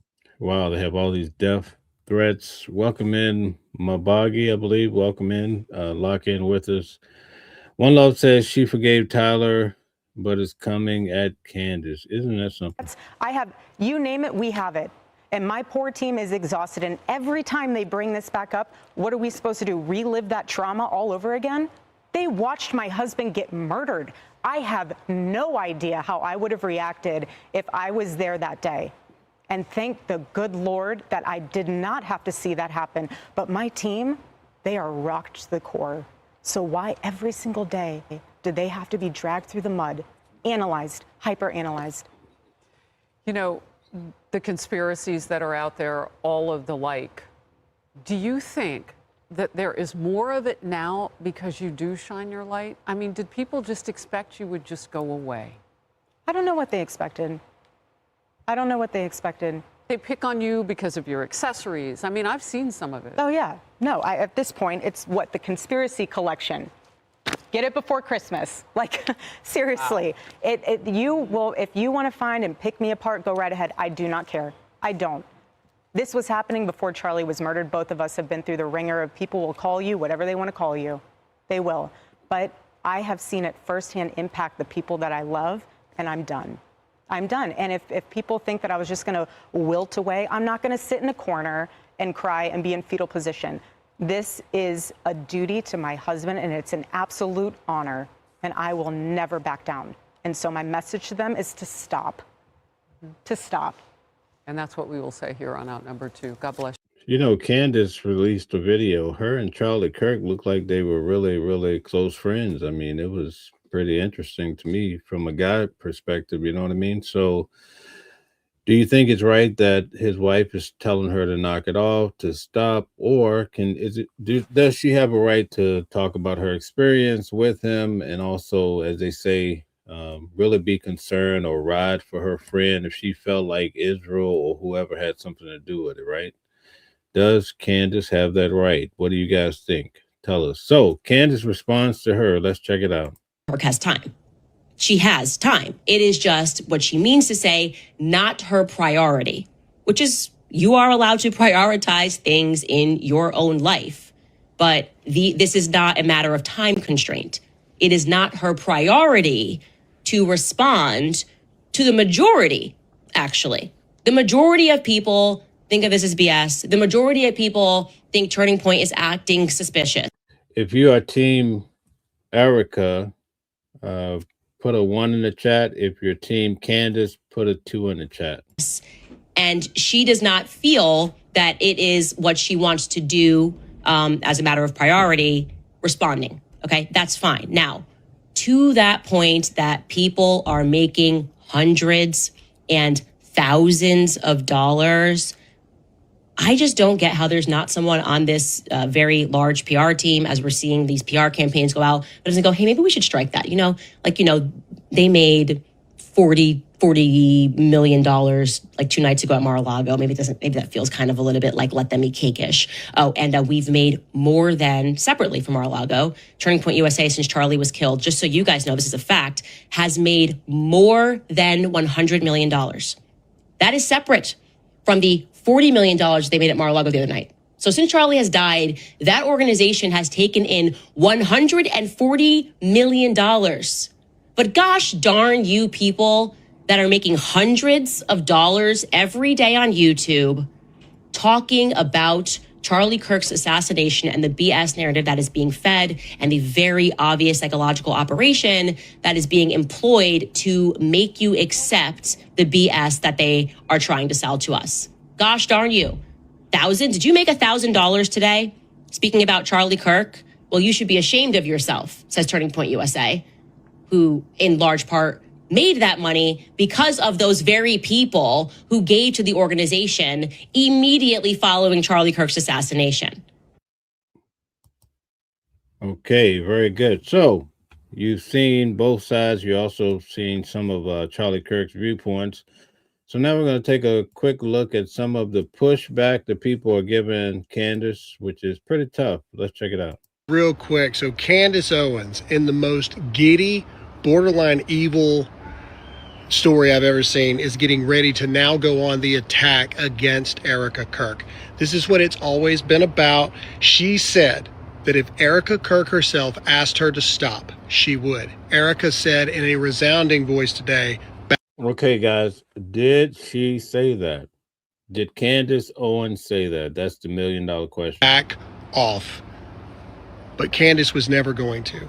It was never about that. It is only about the money. She does not care about Charlie. She does not care about Turning Point USA. She doesn't care about you that support her. She is a woman scorned, a woman on a warpath, and all she cares about is money and fame, and she will burn everything to the ground to get it. It's evil. I rebuke it. I do not stand with Candace Owens. I don't care what you have to say. Any of you that support her are blind. Okay, so we're going to look at the last video of tonight. A little bit more pushback on Candace Owens. Bit of a public crash out over Candace Owens, who he claims is grifting off of the assassination of Charlie Kirk, who she does not hate, who was actually. If Candace Owens' actions and requests are to pull the donations from Turning Point and malign the people involved with it so that no one wants to be involved, the question then becomes, what will Turning Point be a year from now? And if Candace's actions say anything and she succeeds, Turning Point will have been destroyed. Charlie's legacy gone. Everything he built erased and but a memory. That is what Candace is working towards because she hates Charlie Kirk. What is going to happen in the midterms? And the people that once stood together are now all fighting with each other. And I got to tell you, I am black-pilled. Well, Tim. All right, so he's black-pilled. Is that what he said? All right, guys, thank you guys for tuning in. We're hitting 4 hours. Would you believe? Would you believe they put a man on the moon, right? A lot of people don't believe that anymore. We're living in some quite amazing times. A lot of people don't believe most of what they hear. What do they say? Believe half of what you see and none of what you hear. We're living in that time, folks. I think earlier, for those who were here during the first hour, we went through some of Epstein photos. 40 photos, right? A lot of those photos have Donald Trump. They also have Bill Clinton and so forth. What do you guys think? Was there something more sinister happening, or were they just standing next to Epstein? Were they just catching a ride on the Lolita Express? What was happening? Do you think that there's more coming? Some of the senators have said that they're going to release some of the photos that they're currently redacting. It was 95,000 photos. 25,000 they reviewed, and they put out several hundred, right? Now, what do you guys think about the ones that are coming where individuals are actually having relations with girls and they're trying to redact these photos? Who do you think are in those photos, right? Well, we don't know, but we will find out soon. Everybody's been asking for months about the Epstein files. When I was covering Sean Diddy Combs' trial, going every day, people were saying, oh, we don't want to hear about Diddy. We want to hear about Epstein, right? Now I'm covering Luigi Mangione, and then I'll be flying out to Utah to cover Tyler Robertson, ironically, Charlie Kirk's unaliver. We can't use the word on YouTube, KILL. So that's why we're saying unalive, trying to survive the YouTube streets. So for those of you who are pushing back, that's the reason why. We're trying to fall within the YouTube guidelines. So throughout all these trials that I cover, people, even when we have news at noon every day, people are saying, where are the Epstein files? So now we're starting to find out. And the big question is, how will it affect the president? They could show Bill Clinton doing whatever. People really don't care. They want to see something with Donald Trump because people don't like Donald Trump. Not everyone. Obviously, it's about half and half, right? Half Americans like him, half don't. And or maybe that might be skewed a little bit. But at any rate, what do you guys think? Are you for Donald Trump? Are you against Donald Trump? Or are you kind of neutral to where you could look at some of the positive things that he does? That's where I sit, right? If Donald Trump does something that I agree with, like here in New York, we had a man set a lady on fire on a train that I catch, right? Set her on fire, right? Now we have the National Guard. When I'm going to the trial every day, I see the National Guard in the subway. I see them in the street. Feel a little bit safer. I've been in the New York streets covering the No Kings protest. You guys know I cover just about anything. I'm not afraid to go into those dark places, right? It feels much better with the National Guard out there. Whether you like it or not, I'm just saying it makes you feel a lot safer. Now, do we know if this is going to continue after Mamdani is signed in? Well, we know that the current mayor, Eric Adams, he was in trouble. Donald Trump saved him to a certain extent, right? He saved him, but they wanted control of New York. So I kind of figured that the National Guard would come and nobody would protest from a higher level. So at any rate, are you able to look at the president? Are you able to look back at Biden and say, Biden did a horrible job at this, but he did a good job at this, right?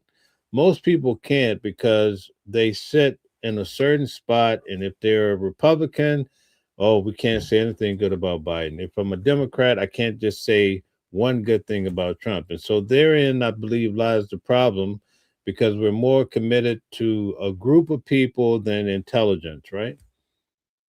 Right. I'm pretty sure even if you're a Democrat, you don't fully agree with everything Democrats do. Maybe you don't feel like men should be able to go into women's sports or whatever. Or if you're a Republican, you probably don't agree with everything Donald Trump did. What about withholding all of the people? You might debate this part. All of the people that had their income, that worked for the government, right? That had their income locked. They couldn't get it because of the shutdown. You're probably not so happy with that, right? So at any rate, I'm just trying to understand where do you guys sit on this matter? Okay, Brian says Mel exactly on point. Okay, thank you very much. Dwight says God bless President Trump, his administration, ICE, and the great nation. All right, very good. Let's see. Chris Braun says, who cares? Well, apparently not Chris. Okay, thank you. Let's see. How can CU says Biden was abused for 3 years? Oh my. One Love says Trump saved another brother. The Dems never did that. Okay. Rick Young says the mayor of New York has nothing to do with the National Guard. Okay. All right. That's let's see. Adam Sucks. That's from PS China. Brian Cantrell says we just need a change. Biden wasn't being a president. Okay, so you're going to blame it on the auto pen. Okay. One Love says Tim. Okay, not sure what that means. All right, guys. So that's it for tonight. Thank you guys for tuning in. We're approaching 4 hours. We did a long stretch tonight. We will be back on tomorrow night at 8 p.m. with the criminal defense attorney, Calvin Johnson. We're going to talk about Donald Trump, all of the releases from the Democrats of all these photos that came from the Epstein Island. We'll talk about Luigi Mangione. I'm going to court every day for that particular case. We're going to break it down. Earlier, I was on Anjanette Levy. It's very important. I was on Anjanette Levy's channel. She's from Law and Crime, right? We had a great show. Go support her. She shows a lot of love to Watching the World. I have a show with her weekly on Saturdays. So I will be broadcasting that tomorrow before I go on with Calvin Johnson, bringing him on at 8 p.m. I will be back in court on Tuesday, so that means on Monday we'll have our news at noon. Please tune in for that as well. And also we'll have a nightly show at 8 p.m. Thank you to all the moderators. It's very important. We have Stella Mashona. We have Eric was here tonight. We have so many that we even had One Love, Candyman, that Brian Cantrell, people that really support the channel. You guys are invaluable. You're so amazing. I just want to tell you that. Okay, somebody is saying that Trump sucks. Oh my. Okay, let's see. Candace does her job and she is good at it. Stop hating. That's from 1351. Okay, all right. So that's going to be it for tonight. I just want to see if there's any more comments. Who can take us out of here? For those who want money, make sure you send the email. I'll take care of you right away. One Love says, talk about Kamala. Calvin don't like Trump. Well, I think he said he would be balanced when it comes to Donald Trump. So we'll have a good discussion. I think it's going to be good tomorrow. So definitely tune back in tomorrow night at 8 p.m. We're expecting a large crowd. We have a few live shows coming up. Candace, Kelly, and I, we're going to be doing a live event in New York City, so stay tuned for that. We have a new website out, and also we have the Discord.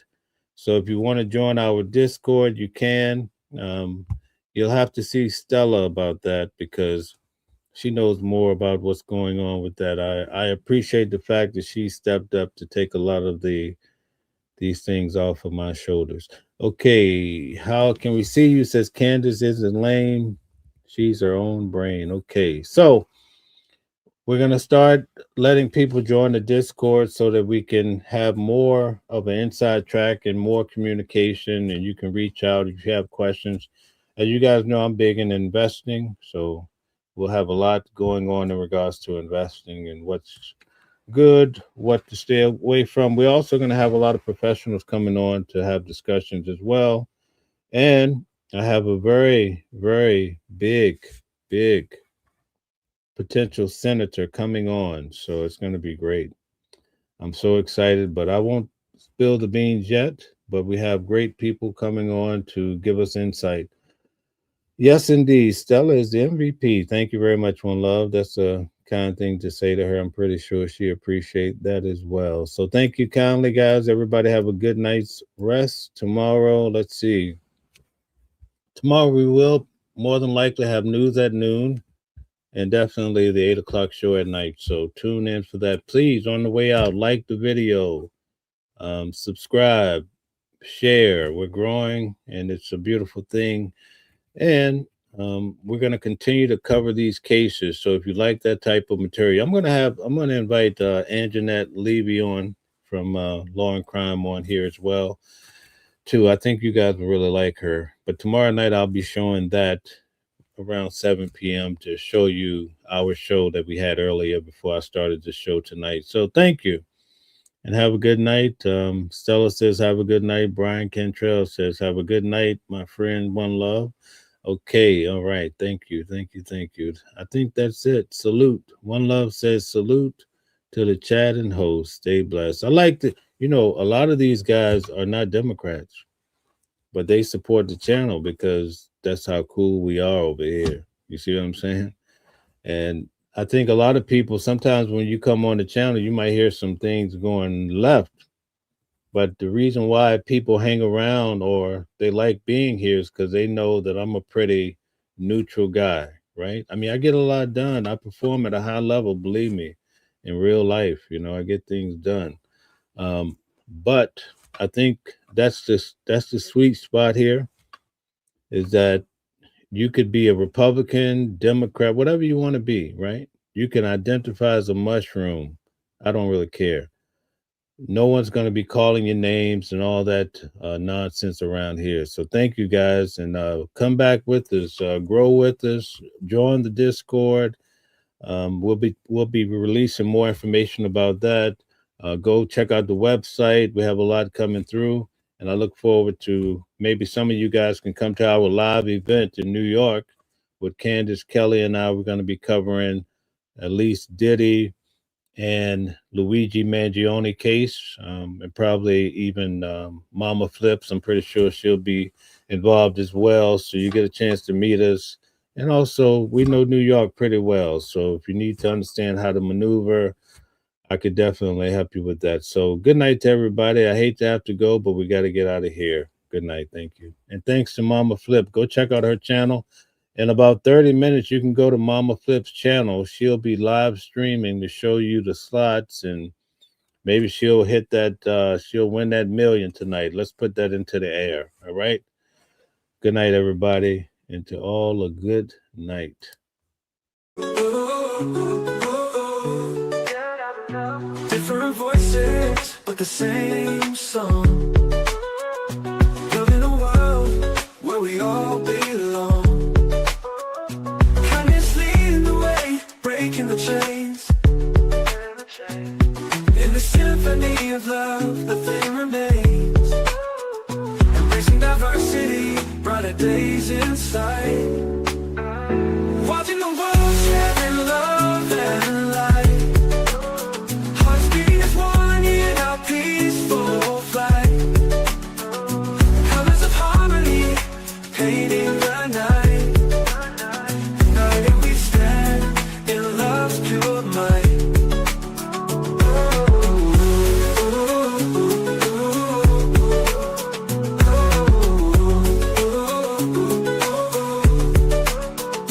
Watching the world sharing love and light.